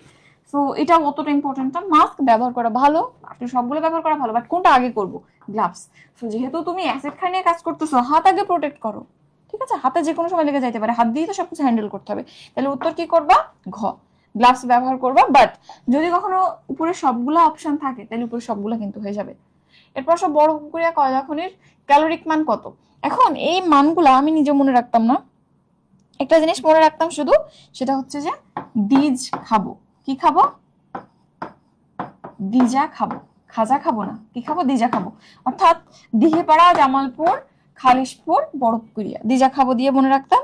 দিঘিপুকুরিয়া, তারপর হচ্ছে জামালপুর, খালিশপুর, আর এখানে কি বললাম? খাবো। দেখ আমি আবার নাম উল্টা করে ফেলতেছি নাকি? দিঘিপাড়া না, দি দিয়ে দিঘিপাড়া আর বড় পুকুরিয়া, দিঘিপাড়া আর শেষে বড় পুকুরিয়া। একটা দিঘিতে পুকুর আর ওটা হচ্ছে বড় পুকুর, নাম একই রকম। তো এটার ক্যালোরিফিক মান সব থেকে বেশি, তারপর এটা সব থেকে কম হচ্ছে এই যে বড় পুকুরিয়া এটা। এখন এই মানগুলো যদি একটু দেখো তাহলে ভালো হয়। যেমন হচ্ছে দিঘিপাড়াতে কত? 12,116। তারপরে বাকি সবগুলোতে 11,000 করে, মনে রাখবা। শুধুমাত্র দিঘিপাড়াতে 12,000, বাকিগুলোতে 11,000। তার মধ্যে জামালপুরে হচ্ছে 11,878, 11,800 মনে রাখবা। এরপর হচ্ছে খালিশপুরে 11,264, 11,250 মনে রাখো। আর বড় পুকুরিয়াতে সব থেকে কম 11,040 মাত্র, 11,000 মনে রাখো। তাহলে এখানে বড় পুকুরিয়ায় কত হবে বলতো? 11,040 বিটিইউ পার পাউন্ড। এলবি মানে কি? পাউন্ড কিন্তু এখানে। ওকে, এরপর আসলে ন্যানোকণার আকৃতি কি? সব থেকে সহজ প্রশ্ন। ন্যানোকণা তাহলে ন্যানো রেঞ্জে থাকবে, ন্যানোমিটার রেঞ্জে থাকবে। তো কত ন্যানোমিটার? এর থেকে ইজিয়ার হয়ই না, 1 থেকে 100। সব থেকে সহজ সংখ্যা বেছে নিচ্ছে, বুঝছো? ন্যানোকণা বুদ্ধি আছে, উল্টো পাল্টা সংখ্যা নেই। 1 থেকে 100 ন্যানোমিটার। ওকে, আজকে ফাঁকি দিয়ে পড়াইতেছি, বুঝছো? ফাঁকি দিয়ে কেন পড়াইতেছি? কারণ আসলে লাস্ট মোমেন্টে এসে তোমাদের সময় নষ্ট করা একটা ক্রাইম। আমি চাচ্ছি না যে 2-1টা এক্সট্রা কথা বলেও টাইম যাতে নষ্ট না হয়। এরপর আসো, কোন কোষ থেকে পাকস্থলীতে HCl তৈরি হয়? তো HCl তৈরি হয় কোন কোষ থেকে? এটা অবশ্যই জানা লাগবে। আমাদের পাকস্থলীর মধ্যে অনেক টাইপের কোষ আছে, তোমরা জানো। জাইমোজেনিক কোষ বা চিপ সেল আছে, তারপরে জি সেল আছে, প্যারাইটাল সেল আছে, অক্সিনটিক সেল আছে, আর্জেন্টিফিন সেল আছে, অনেক টাইপের সেল আছে। তো এখানে HCl যেটা, এটা কিন্তু তৈরি হয় প্যারাইটাল সেল থেকে, ঠিক আছে? তাহলে HCl তৈরি হয় কোন কোষ থেকে? প্যারাইটাল কোষ থেকে। এইচপি একটা ল্যাপ্রোফিন নাম আছে না, মনে রাখতে পারো। HCl from parietal cell. Okay, এরপর জি সেল থেকে কি আসে? জি সেল থেকে গ্যাস্ট্রিন হরমোন আসে, যেটা কিনা আবার ওই HCl এর ক্ষরণকে উদ্দীপিত করে। তাহলে জি সেল থেকে কি আসে? গ্যাস্ট্রিন আসে, এবং এটা অ্যাকচুয়ালি একটা হরমোন। এরপর দেখো চিপ সেল, যেটা চিপ সেল মানে এটাই প্রধান কোষ, এটাই হচ্ছে জাইমোজেনিক কোষ। তো পাকস্থলীতে প্রধান কোন উপাদানটা সব থেকে ইম্পর্টেন্টলি ক্ষরণ? সব জায়গাতে এনজাইম, পরিপাকের জন্য এনজাইমই তো মেইন জিনিস। তো চিপ সেল থেকে এনজাইম গুলো আসে জাইমোজেন রূপে, ঠিক আছে, ইনঅ্যাক্টিভেট রূপে। আর বিটা কোষ পাকস্থলীতে থাকে না। বিটা কোষ কই থাকে? অগ্নাশয়ের মধ্যে বিআই, বিটা থেকে ইনসুলিন আসে, ঠিক আছে? তাহলে এখানে উত্তর কি হবে? Parietal sell. মানবদের সর্ববৃহৎ অঙ্গ কোনটা? এটাও আমি খুব কমনলি প্রায় ক্লাসে বলে থাকি। সর্ববৃহৎ অঙ্গ কোনটা আর সর্ববৃহৎ গ্রন্থি কোনটা? আমাদের দেহের সব থেকে বড় গ্রন্থি কিন্তু যকৃৎ। আসলে যকৃৎ সব থেকে বড় গ্রন্থি না, এটা একটা ল্যাবরেটরির মতো কাজ করে। এখান থেকে যেমন গ্রন্থিতে যেমন এনজাইম আরো বিভিন্ন প্রকার দেখা যাচ্ছে যে গ্রন্থি কি কাজ করে, এখানে জানো যে গ্লুকোজ অ্যাবজর্ব করে সে গ্লাইকোজেন রূপে জমা রাখে, আবার গ্লাইকোজেনকে ভেঙে বের করে দেয়। ওর এন্ডোক্রাইন রূপেও কাজ আছে, এক্সোক্রাইন রূপেও কাজ আছে। সো এটা বিরাট বড় একটা গ্রন্থির মতো তো কাজ করতেছেই, সাথে আরো অনেক দিক টিক্র হয় বলে ওকে কেমিক্যাল ল্যাবরেটরি বলা হয়, জৈব রাসায়নিক বলা হয়। তো এটা তো একটা কথা গেলই। তাহলে সব থেকে বড় যদি বলে সব থেকে বড় অঙ্গ কোনটা বা সব থেকে বড় গ্রন্থি কোনটা, তাহলে কি দেখাবো বলতো? তাহলে কিন্তু অবশ্যই লিভার হবে, খেয়াল রাখিও। আর যখন অঙ্গ বলবে এভাবে করে, অঙ্গ অঙ্গ মানে কি? অঙ্গের সংজ্ঞা কি? অঙ্গের সংজ্ঞা হচ্ছে যাদের মধ্যে কন্টিনিউটি আছে এবং স্পেসিফিক্যালি একটা কাজ করে, তাকে আমরা অঙ্গ বলি। তো সব থেকে বড় অঙ্গকে আমি যদি তোমার দিকে তাকাই, সব থেকে বেশি দেখতে পাই কোনটাকে? তোমার স্কিন দেখা যায় সব থেকে বেশি, চুল অল্প একটু জায়গাতে, দাঁত 2-1টা আছে, চোখ একটুখানি। সব থেকে বেশি তোমার যে জিনিসটা দেখা যায় সেটা হচ্ছে তোমার গায়ের কাভারিং, দ্যাট ইজ স্কিন। তো স্কিন তোমাকে প্রোটেক্ট করছে, কাভারিং হিসেবে কাজ করতেছে, অবশ্যই এটা একটা অঙ্গ।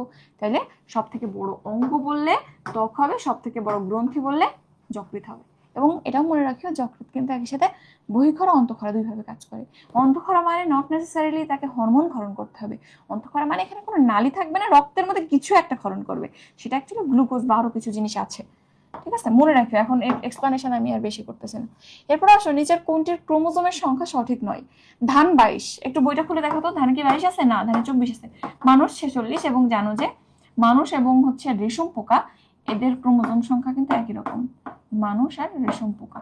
ওকে, গিনিপিগ 64, ইয়েস, গিনিপিগের 64টা থাকে, গৃহমাছি মাসকারামিস্টিকা এখানেও কিন্তু 12টা থাকে। তাহলে সবই ঠিক আছে, কেবলমাত্র ভুল আছে এই যে ধান বাবাজি, ধানে 24টা আছে, but it's not 24, sorry it is not 22, it's 24।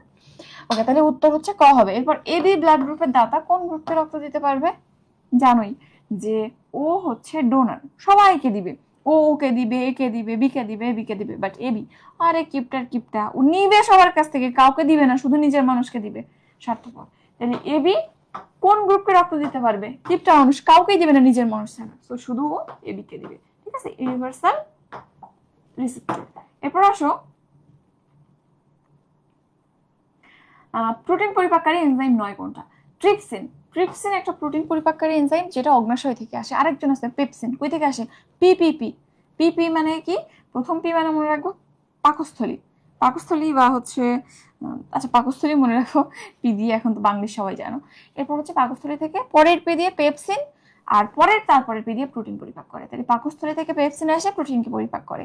তাই এই জিনিসটা কিন্তু গুলাই যায় যে পেপসিন কই থেকে আসে, ট্রিপসিন কই থেকে আসে। পেপসিন পাকস্থলীতে আসে, ট্রিপসিন আসে কোথা থেকে? অগ্নাশয় থেকে। যদিও দুইটার মধ্যে কমন যে প্রপার্টি সেটা হচ্ছে দুইজনই প্রোটিনকে পরিপাক করে।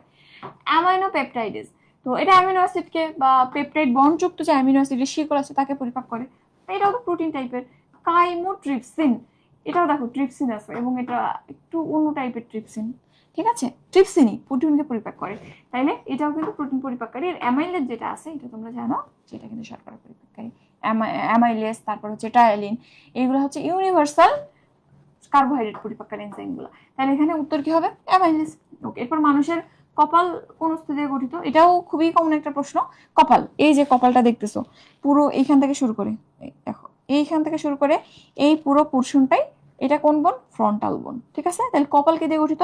ফ্রন্টাল দিয়ে। ওকে, এখন আমি কান চেপে ধরলাম, যে অংশটা আমার হাতের নিচে আছে এটা হচ্ছে প্যারাইটাল বোন দিয়ে। তাহলে যদি বলে কান কি দিয়ে গঠিত? প্যারাইটাল বোন। এরপর মাথার পিছন দিকে, এই যে আমি হাত দিয়ে ধরে রাখছি না, যে পোর্শনটুকু ঢাকা আছে না, এটা হচ্ছে অক্সিপিটাল। আর এই যে চান দিয়ে দুই পাশে দুইটা এরকম ভাবে থাকে, জাস্ট এই পোর্শনটুকুতে, এই পাশে দুই পাশে দুইটা কি থাকে? প্যারাইটাল থাকে, ঠিক আছে। তাহলে টেম্পোরাল এক জোড়া, প্যারাইটাল এক জোড়া, অক্সিপিটাল এই এরকম ভাবে থাকে, একটা কিন্তু একটা, ফ্রন্টাল একটা। ওকে, তাহলে কপালকে গঠন করতেছে, কপাল গঠন করতেছে ফ্রন্টাল। এরপর আসো, কত সেলসিয়াস তাপমাত্রার নিচে রুই মাছ বাঁচতে পারে না? এটা খুবই কমন একটা প্রশ্ন। রুই মাছ এরা কিন্তু খুব ঠান্ডা যে জায়গাগুলোতে, সেই জায়গায় বাঁচবে না, এটার জন্য নাতিশীতোষ্ণ পরিবেশ লাগে। তো টেম্পারেচার 14 পর্যন্ত কোনোভাবে সে কষ্ট করে বাঁচতে পারে, বাট 14 নিচে যে টেম্পারেচার নেমে যাবে সে কিন্তু মারা যাবে। তাহলে কত তাপমাত্রার নিচে রুই মাছ বাঁচতে পারে না? 14 নিচে। এই জন্য দেখা যায় রুই মাছ কিন্তু খুব শীত প্রধান জায়গাগুলোতে জন্মায় না বা বাঁচে না। এই বাংলাদেশ, ইন্ডিয়া, এই যে নাতিশীতোষ্ণ অঞ্চলগুলো আছে সেগুলাতেই পাওয়া যায়। বিশ্বব্যাপী রক্তশূন্যতার প্রধানতম কারণ কি? তো যেখানে রক্তশূন্যতা বা অ্যানিমিয়া দেখবা খুব কমনলি যে কারণটা কাজ করে সেটা হচ্ছে যে সে খাবার দাবার প্রপারলি খায় না। যাদের অ্যানিমিয়া আছে দেখবা যে প্রপারলি খাবার দাবার খায় না। আর দ্বিতীয় আরেকটা কারণ আছে, গ্রামের মধ্যে মানুষ কিন্তু প্রচুর খাবার দাবার খায়, যারা শারীরিক পরিশ্রম করে গ্রামে খাওয়া দাওয়া করে প্রচুর, বাট প্রবলেম হচ্ছে তাদের যে কিছু খারাপ হ্যাবিট আছে, যেমন খালি পায়ে বাথরুমে চলে যায়, খালি পায়ে রাস্তার মধ্যে হেঁটে বেড়ায়। তো এর ফলে কৃমির ডিম চলে যায় আমাদের পা দিয়ে, আমাদের ব্লাড দিয়ে ইনফেক্টেড হয়ে নাড়িতে চলে যায়। তো দুইটা কারণ অ্যাকচুয়ালি বাংলাদেশে কাজ করে, একটা হচ্ছে আয়রন ডেফিসিয়েন্সি, আর একটা কি গোল্ড কৃমির আক্রমণ। এই দুই কারণে অ্যানিমিয়া হয়, ঠিক আছে। তো বিশ্বব্যাপী যদি বলে তাহলে হচ্ছে আয়রন ডেফিসিয়েন্সি, আর যদি বাংলাদেশের কথা স্পেশালি বলে তাহলে কি বলবো? তাহলে কিন্তু গোল্ড কৃমির আক্রমণ। এটা হচ্ছে গ্রাম এলাকায়, আর শহর এলাকায় শাকসবজি টবজি পায় না, ভাইটামিন সি লাগে বা আয়রন অ্যাবজর্পশনে ভিটামিন সিও খায় না। সো দেখা যায় শহর এলাকায় যে ফ্যাক্টরটা কাজ করে সেটা হচ্ছে আয়রনের ঘাটতি।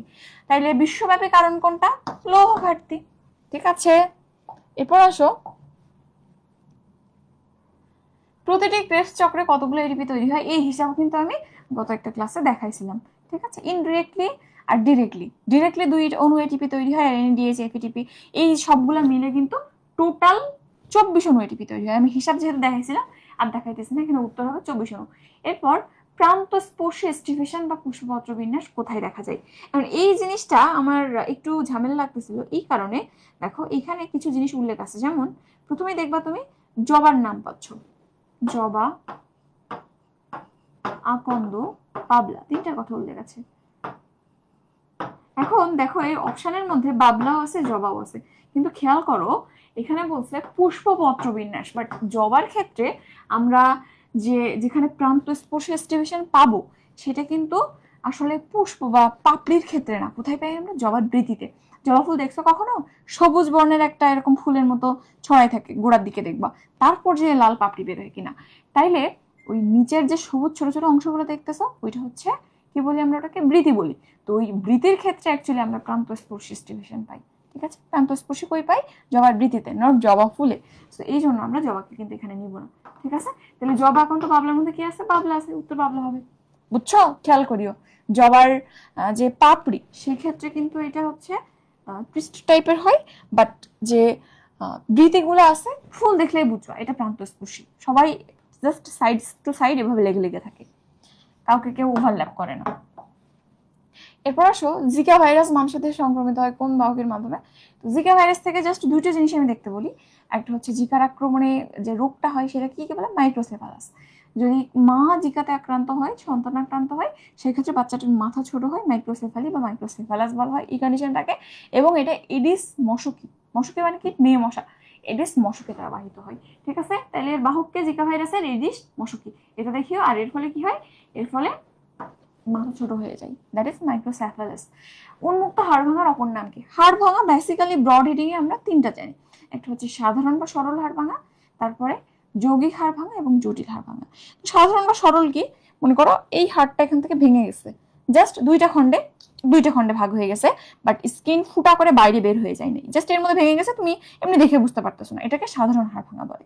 যদি এমন হয় হাড় ভেঙে গেছে এবং মাংস ফুটা হয়ে ভাঙা হাড়ের অংশ এভাবে বের হয়ে আসে, দেখতে পাচ্ছ বাইরে থেকে, সেটাকে আমরা কি বলি? যৌগিক হাড় ভাঙা। আর যদি এমন হয় যে এখানে চাপ লাগছে, অনেক জোরে চাপ লাগছে, যার ফলে দেখা যাচ্ছে দুইটা খণ্ডে ভাগ হয় নাই, এরকম দুই পাশে মাঝখানে যে খণ্ডটা তৈরি হয়েছিল চাপ লাগার ফলে হাড়টা পুরো গুড়া গুড়া হয়ে গেছে, ক্র্যাকড হয়ে গেছে, তো এরকম যদি হয়, মনে করো এই একটা হাড্ডি, মাঝখানে এই জায়গাতে চাপ লেগে ছোট ছোট এরকম টুকরে পরিণত হয়ে গেছে, এখন একটু আবার এদিকে কন্টিনিউয়াস আছে, এরকম হয়তো একটু চাপ লাগছে, মাঝখানে যদি অনেকগুলা বহু খণ্ডে বিভক্ত হয় এটাকে আমরা জটিল হাড় ভাঙা বলি। এটা উন্মুক্ত ভাবে স্কিন ফুটো করে বের হয়ে আসতে পারে, নাও পারে। ওকে, তাইলে উন্মুক্ত হাড় ভাঙার অপর নাম কি? উন্মুক্ত মানে কি? উন্মুক্ত কোনটা বলছিলাম আমি? সেকেন্ডের ক্ষেত্রে অবশ্যই শর্ত হচ্ছে বাইরে বের হয়ে থাকবে এবং দুইটা খণ্ডে পরিণত হবে, সেটা কিন্তু যৌগিক হাড় ভাঙা। ঠিক আছে, দেখো তাহলে এখানে উত্তর যৌগিক হাড় ভাঙা। এরপর সিসাময়েড অস্থি কোনটি? সিসাময়েড অস্থি মানে আমাদের যে পেশি আছে, পেশির টেন্ডন থেকে দেখা যায় যে কিছু অস্থি তৈরি হচ্ছে। জন্মের সময় যে অস্থিগুলো থাকে না, বাট তুমি যখন এই হাঁটাচলা করতেছো কিছু টেন্ডনে প্রচুর টান লাগে এবং টানের ফলে ঘষতে ঘষতে দেখা যায় যে তারা ফাইব্রোস্ট হয়ে ক্যালসিয়াম জমা হয়ে অস্থিতে পরিণত হয়েছে। এই টাইপের দুইটা বোন মানুষের ক্ষেত্রে খুব কমনলি দেখা যায় বা সবার ক্ষেত্রেই থাকে। একটা হচ্ছে প্যাটেলা, এই যে হাঁটুতে থাকে, আর একটা হচ্ছে পিসিফর্ম, যেটা কিনা এই কবজিতে থাকে। বাচ্চাদের দেখবে প্যাটেলা কিন্তু থাকে না, পিসিফর্মও থাকে না। তাইলে সিসাফর্ম বোন কি বললাম? যে টেন্ডন থেকে যে অস্থিগুলো তৈরি হয়, এবং এর উদাহরণ হচ্ছে দুইটা, একটা হচ্ছে প্যাটেলা আর একটা পিসিফর্ম। পিসিফর্ম মনে রাখিও। এরপর দেখো যৌনবাহিত রোগের জন্য দায়ী কোন ব্যাকটেরিয়া? ভিব্রিও কলেরা কি যৌনবাহিত? না, পানিবাহিত। এরপর ক্লোস্ট্রিডিয়াম টিটানি, এটা কি বাহিত? এটা বিভিন্ন ধাতব পদার্থ বা এটা মাটিতে থাকে অ্যাকচুয়ালি, তো মাটি দ্বারা কন্টামিনেটেড কোন ধাতব পদার্থের মধ্যে এরা জমা থাকে, পেরেক বা ধাতব কিছু দিয়ে হাত কাটলে, নোংরা কিছু দিয়ে দেখবে যে টিটেনাস হওয়ার সম্ভাবনা থাকে। সো এটা কিন্তু কোনোভাবে যৌনবাহিত না। ডিপ্লোকক্কাস নিউমোনিয়া কিসের মাধ্যমে ছড়ায়? নিউমোনিয়ার অনেক বাহক আছে, এটা এমনি নর্মালি হাঁচি কাশির মাধ্যমে ছড়াইতে পারে বা বায়ুবাহিত হইতে পারে, এটাও যৌনবাহিত না। ক্লামাইডিয়া ট্রাইকোম্যাটিস, যেটা দিয়ে ক্লামাইডিয়া রোগ হয়, এটা কিন্তু অ্যাকচুয়ালি যৌনবাহিত রোগ একটা, বুঝছো? তাই এখানে উত্তর কি হবে? ক্লামাইডিয়া ট্রাইকোম্যাটিস। এবং এখানে অপশনগুলো দেখলে তুমি বুঝতে পারবা। আর সিফিলিস গনোরিয়া তো তোমরা ডিটেইলসে জানোই। প্রকৃত ফল নয় কোনটা? আচ্ছা, এখানে জাস্ট মনে রাখবো অপ্রকৃত ফল কারা কারা, তাহলে বাকিগুলো হয়ে যাবে। তো অপ্রকৃত ফল খুবই কমনলি দুইটা নাম আছে, একটা হচ্ছে চালতা আর একটা হচ্ছে আপেল। তুমি যদি চালতার ফুল দেখো এবং কিভাবে তারা দিনের পর দিন ফলে পরিণত হয় দেখো, জিনিসটা বুঝতে পারবা। চালতার ফুল কিন্তু এত বড় হয় এবং ফুলের যে পাপড়িগুলো আছে ওগুলাই আস্তে আস্তে ম্যাচিউর হয়ে হয়ে দেখা যায় যে বাইরের যে খোলসগুলো তৈরি করে, চালতা তো দেখছো আশা করি, বাইরের আবরণগুলো ফুলের পাপড়ি পুরো হয়ে তৈরি হয়, আর ভেতরে আঠালো একটা জিনিস থাকে, দেখবা কাটলে ওর ভেতর থেকে খুবই ঠিক আঠার মতো একটা জিনিস বের হয়ে আসতেছে, ওইটা কিন্তু অ্যাকচুয়ালি ভেতরের যে পুংকেশর গর্ভাশয় থাকে তার একটা মডিফাইড রূপ। পুরো ফুলটাই এখানে ফলে পরিণত হয়। আপেলের ক্ষেত্রে একই কথা। তাইলে এগুলাকে অপ্রকৃত ফল বলে। প্রকৃত ফল মানে শুধু গর্ভাশয়ে ফলে পরিণত হয়, অপ্রকৃত ফল মানে শুধু গর্ভাশয় না, এর সাথে অন্য অংশও ফলে পরিণত হয়। তাহলে প্রকৃত ফল বাকি সবগুলো এক্সেপ্ট অ্যাপেল এন্ড চালতা, লিচু, আম, কালোজাম, এগুলো সব প্রকৃত। অপ্রকৃত কেবল আপেল। তাহলে কোনটা প্রকৃত ফল নয়? আপেল। আরেকটা কি বললাম? চালতা। এরপর আসো, অ্যাডামস অ্যাপেল কোথায় থাকে? এই আবার দেখো আপেলের সাথে মিলাই দিও না। অ্যাডামস অ্যাপেল মানে পুরুষ মানুষের ক্ষেত্রে গলার এখানে দেখবা যে একটা অস্থির এরকম উঁচু হয়ে থাকে, এবং ঢোক গিললে জিনিসটা আরো বেশি প্রমিনেন্টলি দেখা যায়, হাত দিলে আরো উঁচু দেখা যায়। মহিলাদের ক্ষেত্রে কিন্তু এটা অতটা প্রমিনেন্ট থাকে না। এটার যদি একটা হিস্ট্রি আছে, আদম আর হাওয়ার যে গল্প, এটা আর বলতেছি না, এখন টাইম নাই। তো এই ক্ষেত্রে অ্যাডামস অ্যাপেল বা এই যে উঁচু জায়গাটা থাকে, এটা কি? এটা অ্যাকচুয়ালি থাইরয়েড কার্টিলেজ। এখানে 6টা কার্টিলেজ থাকে, তুমি জানো নিশ্চয়ই, ষড়যন্ত্রের মধ্যে। তো এই ষড়যন্ত্রের সব থেকে বড় যে কার্টিলেজটা, এবং পুরুষের ক্ষেত্রে প্রমিনেন্টলি এরকম হয়ে থাকে বলে উঁচু হয়ে থাকে, সেটা কি? Thyroid cartilage. এটাই হচ্ছে অ্যাডামস অ্যাপেল। এবং এটা কি অ্যাকচুয়ালি কই থাকে? ষড়যন্ত্রের মধ্যে থাকে। ষড়যন্ত্র বা ষড়যন্ত্রকে ইংরেজিতে কি বলি আমরা? ল্যারিংস বলি। ফ্যারিংস মানে গলবিল, ল্যারিংস মানে ষড়যন্ত্র। এরপর নিচের কোন অঙ্গের কোষে মাইটোকন্ড্রিয়ার উপস্থিতি সব থেকে বেশি? কি হবে? ত্বক, পাকস্থলী, যকৃৎ, চোখ। মাইটোকন্ড্রিয়া কি করে? শক্তি যোগান দেয়। যেখানে অনেক বেশি বিক্রিয়া হয়, অনেক কাজ হয়, সেখানে আমার বেশি মাইটোকন্ড্রিয়া, বেশি শক্তি দরকার। কি হবে উত্তর? সিম্পল, যকৃৎ। ওকে, তাহলে এখানে উত্তর হচ্ছে যকৃৎ। এরপর আসো, এটা মাইটোকন্ড্রিয়ার মধ্যে আছে, বাট আমি জাস্ট এমনি বললাম। একটি হৃৎপিণ্ডে প্রতি মিনিটে 80 বার হৃদকম্পন হয়, তাহলে হৃদচক্রের স্থায়িত্ব কত? তো এখানে হৃদচক্রের স্থায়িত্বের ক্ষেত্রে দুইটা প্রশ্নই আসে। যদি মিনিটে 80 বার কম্পন হয়, তাইলে হৃদচক্রের স্থায়িত্ব কত? 0.75। আরেকটা আসে, যদি 75 বার কম্পন হয়, তাইলে স্থায়িত্ব কাল কত? মনে রাখবা 0.8। জাস্ট ওই সংখ্যাটা ওই দুইটাই, যে 80 থাকলে 0.75, 75 থাকলে 0.80, 75 থাকলে 80, 80 থাকলে 75। ঠিক আছে? আর সূত্র কি? সূত্র হচ্ছে 60 বাই যতবার হৃদস্পন্দন হচ্ছে তত। তাইলে এখানে 80 বার হচ্ছে, তাহলে 60/80 ক্যালকুলেট করলে বেরোবে। বাট এটা একটু টাইম কনজিউমিং ব্যাপার। সো আমার মনে হয় না ওভাবে দরকার আছে। এই দুইটাই আসলে এরাই আসবে। 80 থাকলে 75, 75 থাকলে 80। দশমিকের ব্যাপারটা খেয়াল রাখিও, কারণ হৃদচক্রের সময় সবসময় দেখা যায় যে 60 ওইটা আসতেছে, সবসময় 60 থেকে বড় পাবা ন্যাচারালি। এই জন্য এখানে একের থেকে ছোট সংখ্যা আসে। এরপর আসো, করোনারি ধমনী সরু হয়ে যাওয়া নির্ণয়ে কোনটা ব্যবহার করা যায়? ধমনীর রোগ নির্ণয়ে কোনটা ব্যবহার করা হয় বলতো? ইকোকার্ডিওগ্রাম কখন করা হয়? এটা যে কোনো কিছুতে করা যায়। ইকোকার্ডিওগ্রাম এটা ধমনীর ব্লক, হার্ট ফেইলিউর সবকিছু ডিটেক্ট করতে পারে। হার্টের যে কোনো অ্যাবনর্মালিটি, যে কোনো কিছু ডিটেক্ট করতে পারে। ওকে, এনজিওগ্রাম কি? এনজিওন মানে কিন্তু ভেসেল, পড়ছো না? এনজিওন মানে কিন্তু ভেসেল বা পাত্র, ভেসেল, ব্লাড ভেসেল। তাইলে এনজিওন মানে রক্তনালীও। তাইলে এনজিওগ্রাম কার করা হয়? এনজিওগ্রাম মানে রক্তনালিকার একটা ছবি তৈরি করা, গ্রাম মানে তো ছবি। তাহলে অ্যাকচুয়ালি রক্তনালিকা দেখতে আমরা এনজিওগ্রাম করি। তাহলে ধমনী শুরু হয়ে গেছে কিনা যদি আমি রক্তনালিকার ছবি দেখি, তাহলেই তো বুঝে যাবে। এখানে একটা ফ্লুরেসেন্ট পদার্থ ইনজেক্ট করা হয়, এবং এর মধ্যে দিয়ে একটা যে স্ক্যান করো, তাহলে যেহেতু ফ্লুরেসেন্ট পদার্থ আছে, সেটা স্ক্যানারে খুব সুন্দর করে এরকম একটু এনজিওগ্রাম ছবি দেখলে দেখবে শিকড় বাকড়ের মতো নালীগুলো দেখা যাচ্ছে, বুঝছো? এটা হচ্ছে এনজিওগ্রাম। তাহলে এই ছবি দেখে বুঝে যাবে কোনটা চিকন কোনটা মোটা। এনজিওগ্রাম দিয়ে ধমনী সরু নাকি মোটা বা ধমনীর অবস্থা দেখা যায়। ঠিক আছে? ইটিটি এটা এক্সারসাইজ টলারেন্ট টেস্ট, এটা কাইন্ড অফ ইকোর মতো। আর ইসিজি ওই একই রকম। এরপর আসো, কাফার সেল কই থাকে? এটাও সবাই জানো। কাফার সেল কই থাকে? কাফার সেল এটা একটা ম্যাক্রোফেজ, যেটা কিনা যকৃতের মধ্যে থাকে। কাফার সেল কই থাকে তাইলে? কাফার সেল যকৃতের মধ্যে থাকে। এবং এখানে একটা ব্যাপার একটু দেখবা, যে সব জায়গার ম্যাক্রোফেজ গুলোর নাম দেখবা। ত্বকের মধ্যে কি থাকে? ল্যাঙ্গারহ্যান্স। তারপরে মস্তিষ্কে কি থাকে? মাইক্রোগ্লিয়া। কিডনিতে কি থাকে? Mesangial sell.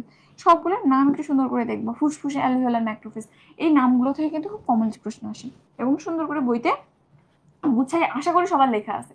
কোচিং এর বইগুলোতে লেখা থাকেই। এরপর মানবদেহের রক্ত জমাট বাঁধার কাজে সহায়তা করে না কোনটা? ফিব্রিনোজেন। ফিব্রিনোজেন কি করে? ফিব্রিনোজেন থেকে পরবর্তীতে ফাইব্রিন তৈরি হয়।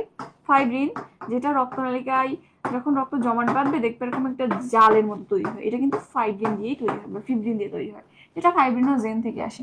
সো এটা রক্ত জমাট বাঁধতে হেল্প করে। এরপর প্রোথ্রম্বিন। প্রোথ্রম্বিন থেকে থ্রম্বিন তৈরি হয়। তাহলে থ্রম্বিন এটা কিন্তু রক্ত জমাট বাঁধায় হেল্প করে, এবং এটা ফ্যাক্টরের মধ্যেই তো আছে। থ্রম্বোপ্লাস্টিন এটাও ফ্যাক্টর। তারপরে ইওসিনোফিল যেটা আছে না, ইওসিনোফিল এটা একটা ডাব্লিউবিসি। ইওসিনোফিলের কোনো ভূমিকা নেই রক্ত জমাট বাঁধার ক্ষেত্রে। ইওসিনোফিল কি করে? অ্যালার্জিক রিয়াকশন তৈরি করে।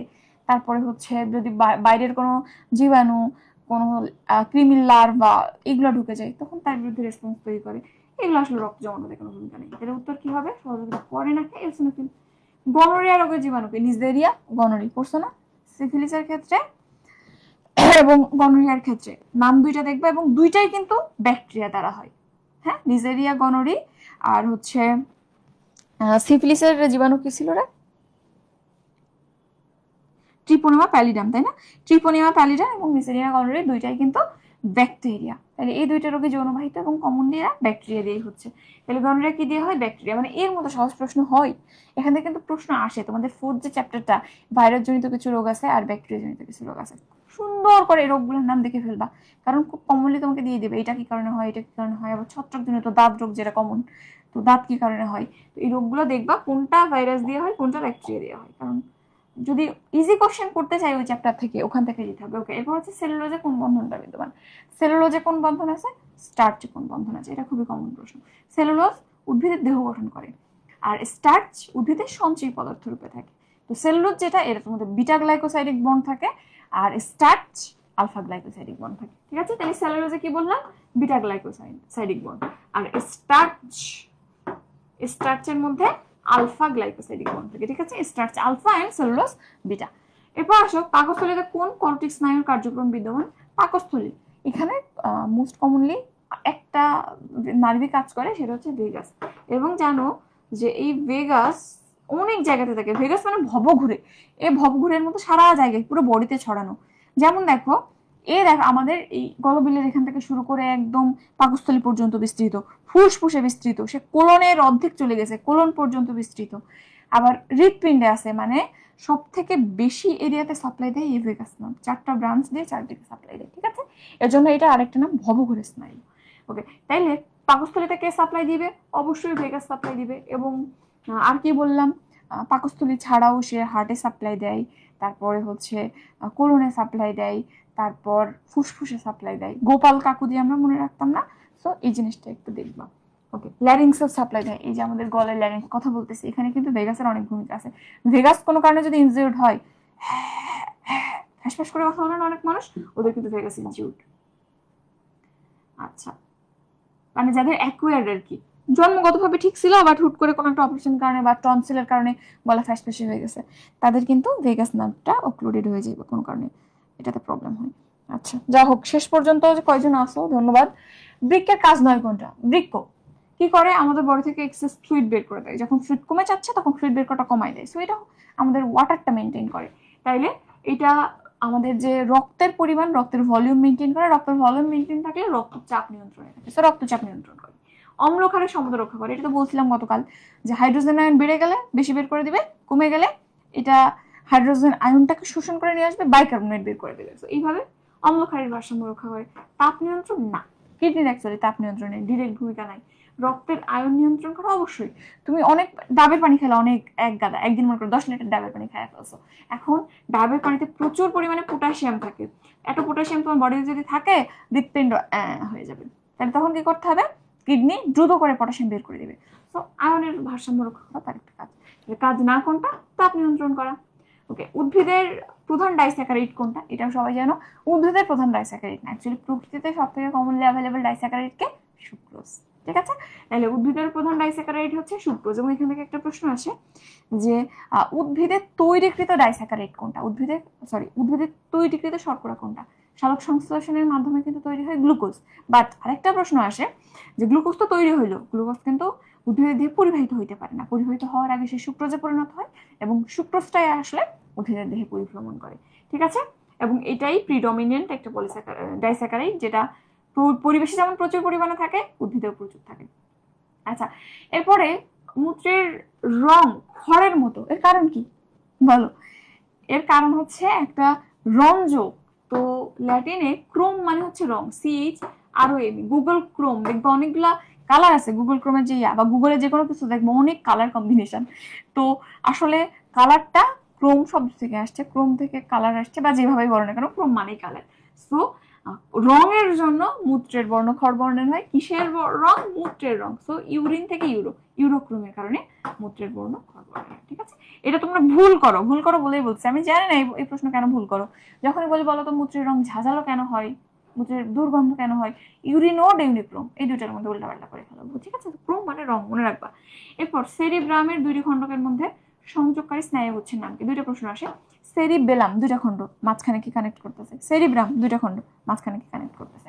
তো সেরিব্রাম যেটা উপরের বড় দুইটা অংশ, একে কানেক্ট করতেছে বড় একটা নাম কর্পাস ক্যালোসাম। সেরিব্রামকে কে কানেক্ট করছে? Corpus callosum. এরপর হচ্ছে সেরিবেলাম পিছনে ছোট্ট এরকম একটা অংশ, এরকম একটা অঙ্গ। সেরিবেলাম কিন্তু এরকম ছোট্ট, এরকম জাস্ট এত বড়ও না, এর থেকে ছোট, আমার মুঠের মতো, দুই মুঠের মতো পাশাপাশি রাখতে যেমন হয়। তো এই যে সেরিবেলাম, এটাকে যুক্ত করবে, যেহেতু ছোট জিনিস ছোট নাম, ভার্মিস, মনে রাখিও। ভার্মিস সেরিবেলামকে যুক্ত করে, আর কর্পাস ক্যালোসাম সেরিব্রামকে যুক্ত করে। ওকে, এরপর আসো, রক্তে সোডিয়াম এবং পটাশিয়াম আয়নের সমতা রক্ষা করে কোন হরমোন? এটা গতকালকে আসছিল না, এটা কিন্তু অ্যালডোস্টেরন হবে। সো রিপিটেড প্রশ্ন, কি বলবো? নিষ্ক্রিয় ভ্যাকসিন কোনটা? নিষ্ক্রিয় ভ্যাকসিন আমরা মনে রাখতাম হারপিক দিয়ে, এবং দেখছো এই ভ্যাকসিনও পিছু ছাড়তেছে না, ভ্যাকসিন অ্যান্টিবডি পিছু ছাড়বেই না।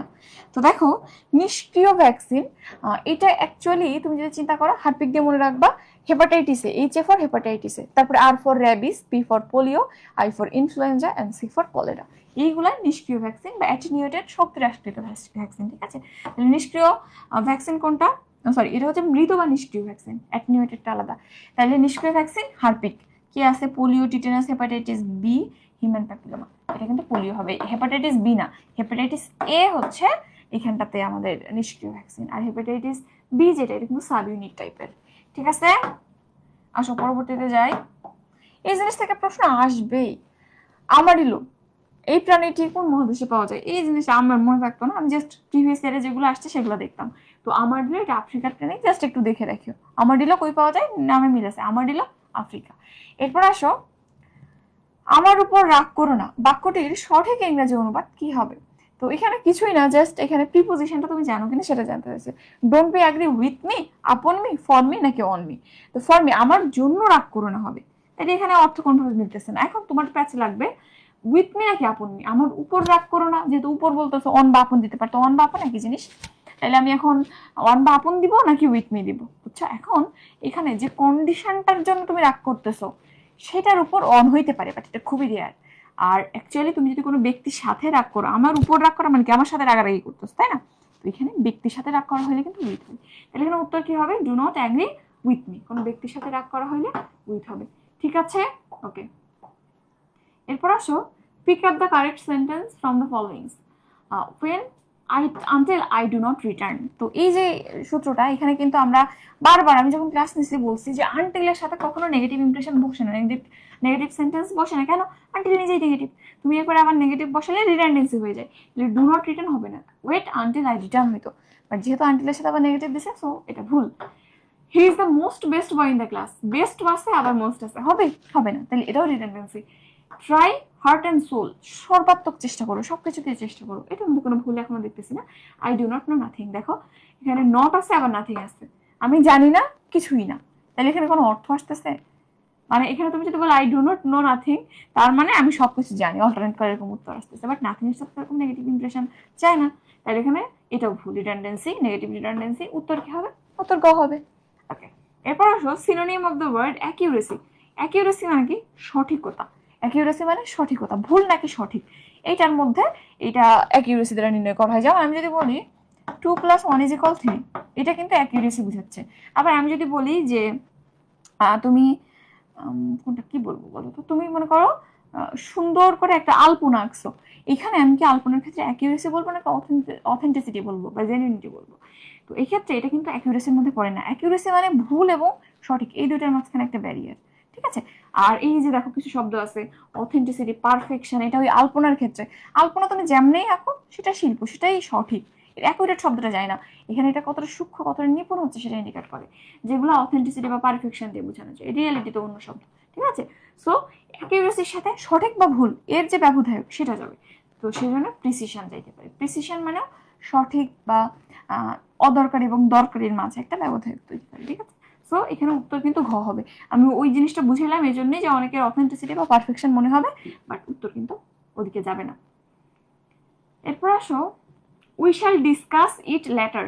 এটাও সবাই জানো যে ডিসকাসের পরে কিন্তু কোনো রকম প্রিপোজিশন বসে না, তাহলে কি হবে? নো প্রিপোজিশন, নাম হবে। ওকে, এরপরে I have hardly any money. তো হার্ডলি মানে কি? কদাচিৎ বা একেবারে নাই এরকম বোঝায়। স্কার্সলি, হার্ডলি মানে বুঝাইছে একেবারে নাই, হ্যাঁ নেগেটিভ। কিন্তু এই যে সেন্টেন্স গুলা, কোনো সেন্টেন্স যদি হার্ডলি বা স্কার্সলি দেখো, এখানেও কিন্তু শর্ত যে যেহেতু এটা নেগেটিভ, এখানে তুমি নট বা নেগেটিভ কিছু ব্যবহার করতে পারবে না, ঠিক আছে। তো হার্ডলি মানে বুঝাইছে একেবারেই নাই এরকম। তাহলে আই হ্যাভ হার্ডলি এনি মানে কি আমার কাছে কোনো টাকাই নাই বলতে গেলে, এরকম অর্থ দেয়। তাহলে এই যে দেখো ওরকম একটা অর্থ আছে, আমার কোনো টাকা নেই বললেই চলে। এটা হচ্ছে কাছাকাছি, আমার কিছু টাকা আছে না, আমার কোনো টাকা নেই, একেবারে কোনো নেই না, কিছু টাকা আছে, হয়তো 2-5 টাকা আছে, 1 কাপ চা খাওয়া যাবে, এরপরে আমার কষ্টার্জিত টাকা আছে না।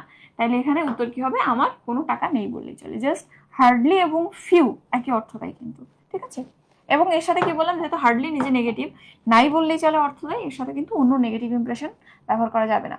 এরপরে which on is the correct active sentence of the passive form, promise should be kept, এটাও তো খুব কমনলি তোমরা দেখছো, promise should be kept।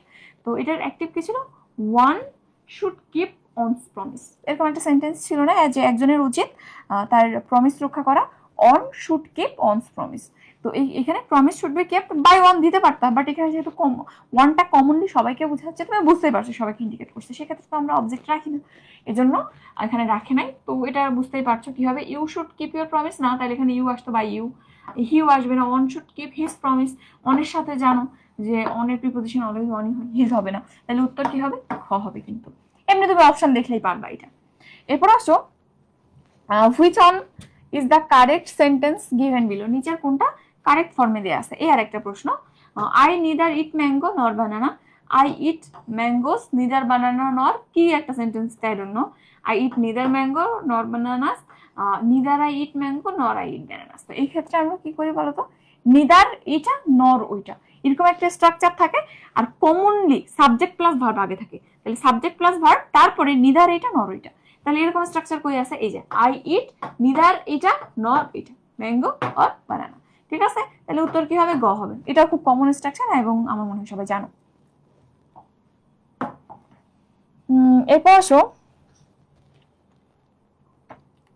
এটা আমার সাধ্যাতীত বাক্যের ইংরেজি অনুবাদ কি হবে, সাধ্যাতীত মানে বিয়ন্ড মাই রিচ, এরকম বুঝাই। কিন্তু বিয়ন্ড মানে বাইরে, কিসের বাইরে, আমার রিচের বাইরে, আমি যতদূর রিচ করতে পারি, পৌঁছাইতে পারি, আমার সাধ্য যতদূর তার বাইরে, এরকম বুঝাই, ঠিক আছে। This is out of my power, এরকম আসলে তুমি যদি মনেও হইতেছে যে এরকম অর্থ হয়তো আছে, এটা আমার শক্তির বাইরে, বাট এরকম সেন্টেন্স অ্যাকচুয়ালি ব্যবহার করা হয় না। This is beyond my ability, না এরকম বিয়ন্ড মাই অ্যাবিলিটি এরকম সেন্টেন্সও ব্যবহার করা হয় না। এটা খুবই কমন একটা স্ট্রাকচার, তুমি যদি নেটিভদের কথাবার্তা শুনো, খুব কমনলি যখন দেখে যে আমি এটা পারতেছি না, এই সেন্টেন্সটা ইউজ করে যে this is beyond my reach, এটা আমার সাধ্যাতীত, সাধ্যের অতীত, সাধ্য মানে কি যতদূর আমি রিচ করতে পারি, পৌঁছাইতে পারি, আমার অ্যাবিলিটি যতদূর আছে, ঠিক আছে। তো এটা গ হবে কিন্তু উত্তর, ঠিক আছে। যদিও অন্য জায়গায় তুমি মিল দেখতেছো, তারপরেও হবে না। এরপর হচ্ছে লাভ শব্দের সঠিক অ্যান্টোনিম কোনটা, লাভ মানে ভালোবাসা, অপোজিট কি, ঘৃণা করা, হেট, তাহলে এখানে কিন্তু উত্তর হেট হবে। এখন ডিসলাইকের সাথে একটু মিলতে পারে, বাট লাভ এন্ড ডিসলাইক দুইটা কিন্তু আলাদা জিনিস, তাই না। ভালোবাসা আর অপছন্দ করা কোনোভাবেই মিলে না, লাভের সাথে ঘৃণা যায়, লাইকের সাথে ডিসলাইক যায়। আর অ্যাভয়েড, যেটা অ্যাভয়েড মানে ঘৃণা বুঝায়, বাট এখানে ঘৃণার ইন্টেন্সিটিটা অনেক বেশি, বুঝছো, তীব্র ঘৃণা। তো এটা আমরা টিপিক্যালি ব্যবহার করি না, খুব বেশি ফর্মাল ইংলিশ ছাড়া। লাভ একটা হালকা শব্দ, ওর সাথে হালকা ঘৃণাই দিবা, হেট দিবা, ঠিক আছে। অ্যাভয়েডটা জমা থাক, অ্যাভয়েড যদি কখনো তীব্র কোনো ভালোবাসা বুঝায় তাহলে দিবা। তোমার প্রিয়তম যদি তোমাকে কখনো ভালোবাসার কথা বলে, তাহলে যেদিন সে তোমাকে কষ্ট দিবে তখন অ্যাভয়েড শব্দটা ব্যবহার করবা। যাই হোক, এসব কথা বলা ঠিক না, মনে রাখার জন্য বললাম। Only an honest man is happy, তো এখানে নেগেটিভ কি হবে, অনলি থাকলে ব্যক্তির পরিবর্তে আমরা নান বাট বসাই, বস্তু থাকলে নাথিং বাট, সংখ্যা থাকলে নট মোর দেন।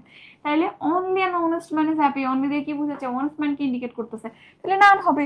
তাইলে an honest man is not only none but an honest man is happy, হ্যাঁ, নো অনেস্ট ম্যান এটাও না, an honest man is not happy only, ওকে। তাহলে উত্তর কি হবে, অনলি, জাস্ট অনলি পরিবর্তে নান বাট, আর কোনো কাজে নেই, only an honest man is happy, মিলে গেছে। দেখো উত্তর খ, এত ইজি প্রশ্ন দেখছো, ওকে। এরপর হচ্ছে fill up the blank, are you blind dash your interest. তো দেখো ব্লাইন্ডের সাথে দুইটা প্রিপোজিশন হয়, একটা হচ্ছে ব্লাইন্ড অফ আর একটা হচ্ছে ব্লাইন্ড টু।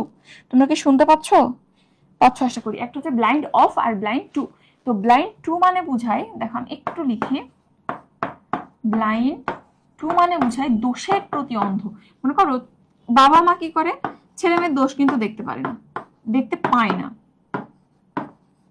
তো বাবা মা যদি এরকম কিছু বুঝায় যে বাবা মা ছেলে দোষ করতেছে দেখতেছে না, বা দেখেও না দেখার ভান করতেছে, সেই ক্ষেত্রে আমরা ব্লাইন্ড টু ব্যবহার করব।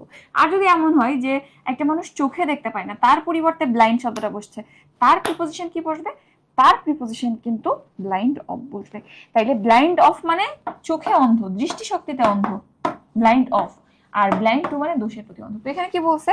আর you blind dash your interest.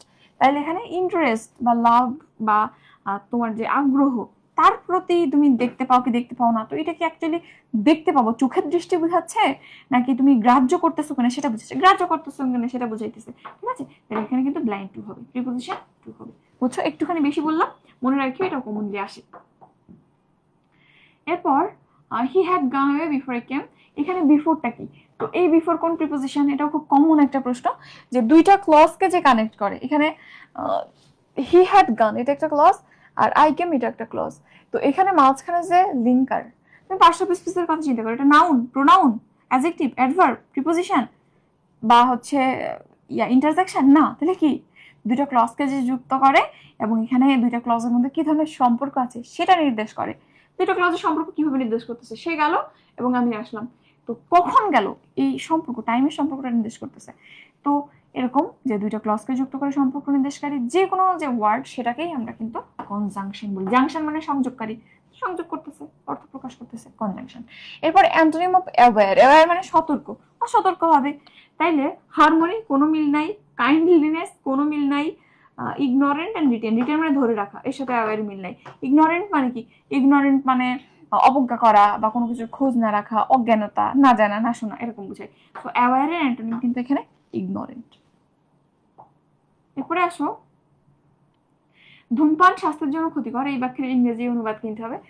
Smoking is injurious to health, smoking is harmful to health, just preposition টুটা মনে রাখবে, আর কিছুই না। Smoking is injurious to health, ঠিক আছে? এটা মেবি আমাদের পরে আরেকটা কি যেন আসছিল, বেনিফিশিয়াল। বেনিফিশিয়ালের পরে টু হয়, ইউজফুলের পরে টু হয়, ইনজুরিয়াসের পরেও টু হয়, ঠিক আছে? উত্তর কি হবে? Smoking is injurious to health. এটা অ্যাকচুয়ালি প্রিপোজিশন রিলেটেড প্রশ্ন। He is fond of playing cricket, এখানে প্লেইং কি? তো এখানে আমরা বলি যে অ্যাকচুয়ালি যদি কাজটা এই সেন্টেন্সের মধ্যে হয়, আমি বলতেছি he is fond of playing cricket, say cricket খেলার ভক্ত, তাহলে এই সেন্টেন্সে কি বুঝাচ্ছে যে সে অ্যাকচুয়ালি খেলা করতেছে? তো সে যদি খেলা করে অ্যাকচুয়ালি সেন্টেন্সটাতে বোঝা যায়, তাইলে সেটা যে পার্টিসিপল হয়। আর যদি অ্যাকচুয়ালি খেলা না করে, জাস্ট একটা খেলার নাম বুঝায় বা তার প্রিয় খেলা এরকম বুঝায়, তাহলে সেক্ষেত্রে কিন্তু আমরা জেরেন্ট লাগাবো, ঠিক আছে? এখানে সে তো খেলতেছে না, আমি জাস্ট বলতেছি এইটা খেলার প্রিয় খেলা, এই জন্য এখানে কিন্তু একটা জেরেন্ট হবে। আর যদি এরকম বুঝাইতো হিজ, এরকম ধরো playing cricket he will go to market, cricket খেলে সে মার্কেটে যাবে, তাহলে অ্যাকচুয়ালি কিন্তু সে খেলতেছে বা খেলবে, খেলে তারপর মার্কেটে যাবে, অ্যাকচুয়ালি একটা কাজ বুঝাচ্ছে না, তাহলে এখানে এটা পার্টিসিপল হবে। মনে রাখিও, hearing the noise my father woke up, এরকম একটা প্রশ্ন ছিল না? তাহলে বাবা অ্যাকচুয়ালি কিন্তু শব্দটা শুনছে, শুনে তার ঘুম ভাঙছে, অ্যাকচুয়ালি কাজটা হয়েছে, পার্টিসিপল। পার্টিসিপল অ্যাডজেক্টিভ এবং ভার্ব দুইটা বোঝায়, আর জেরান্ড কেবলমাত্র নাউন বোঝায়। ওকে, এরপর হচ্ছে 2016 সালে যুক্তরাষ্ট্রের প্রধানমন্ত্রী কে ছিল? 2016 সালে আমি জিএসসি পরীক্ষা দিয়েছিলাম, সম্ভবত 8 তারিখে নির্বাচন হয়েছিল, ওই দিন আমার একটা পরীক্ষা ছিল।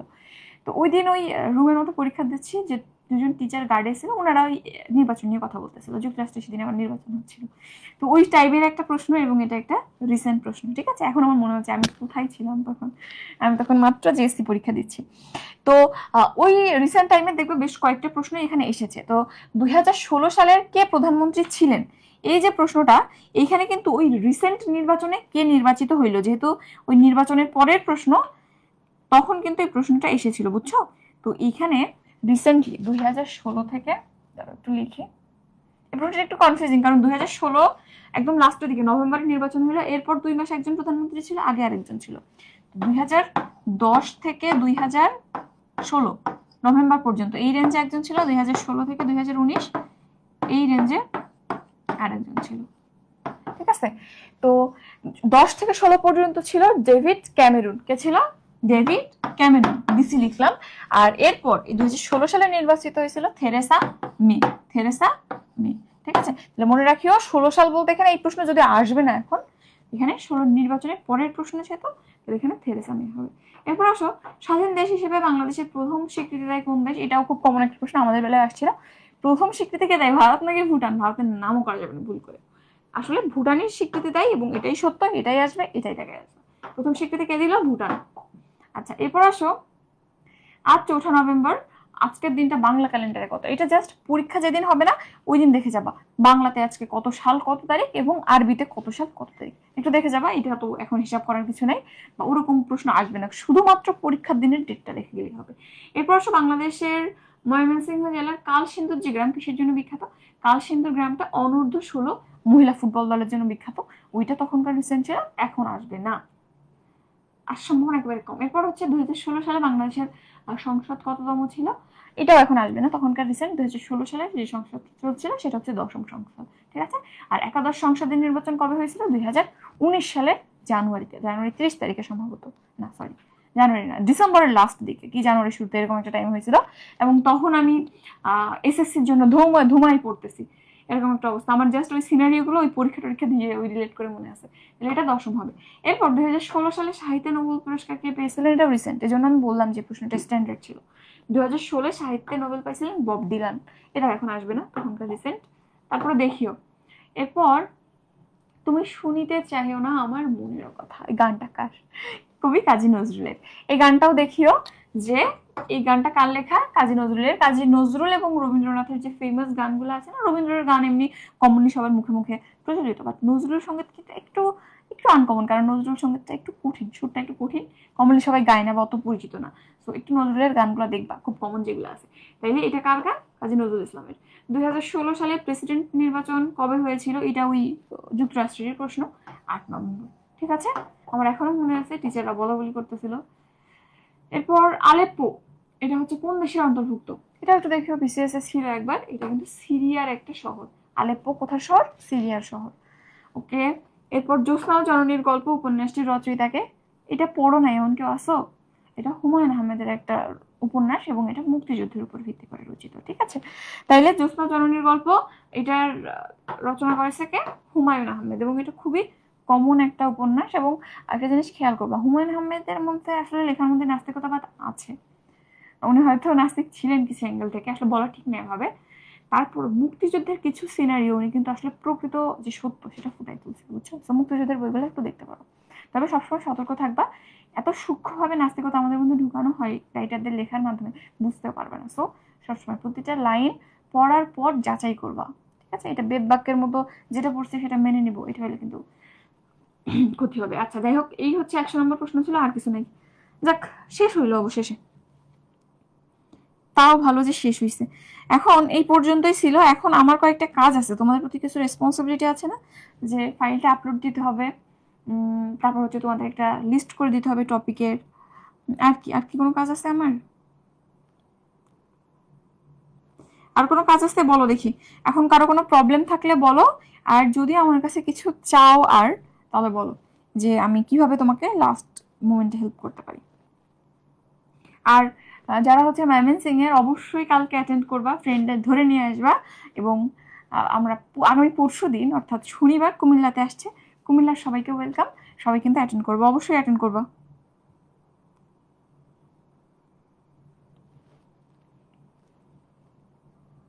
আচ্ছা, এখন বলো কার কোনো প্রশ্ন আছে কিনা। Complete, yes complete. আরেকজন সানজিদা ইসলাম দিবা বলতেছে 100 C C H I I C. আচ্ছা বুঝছি।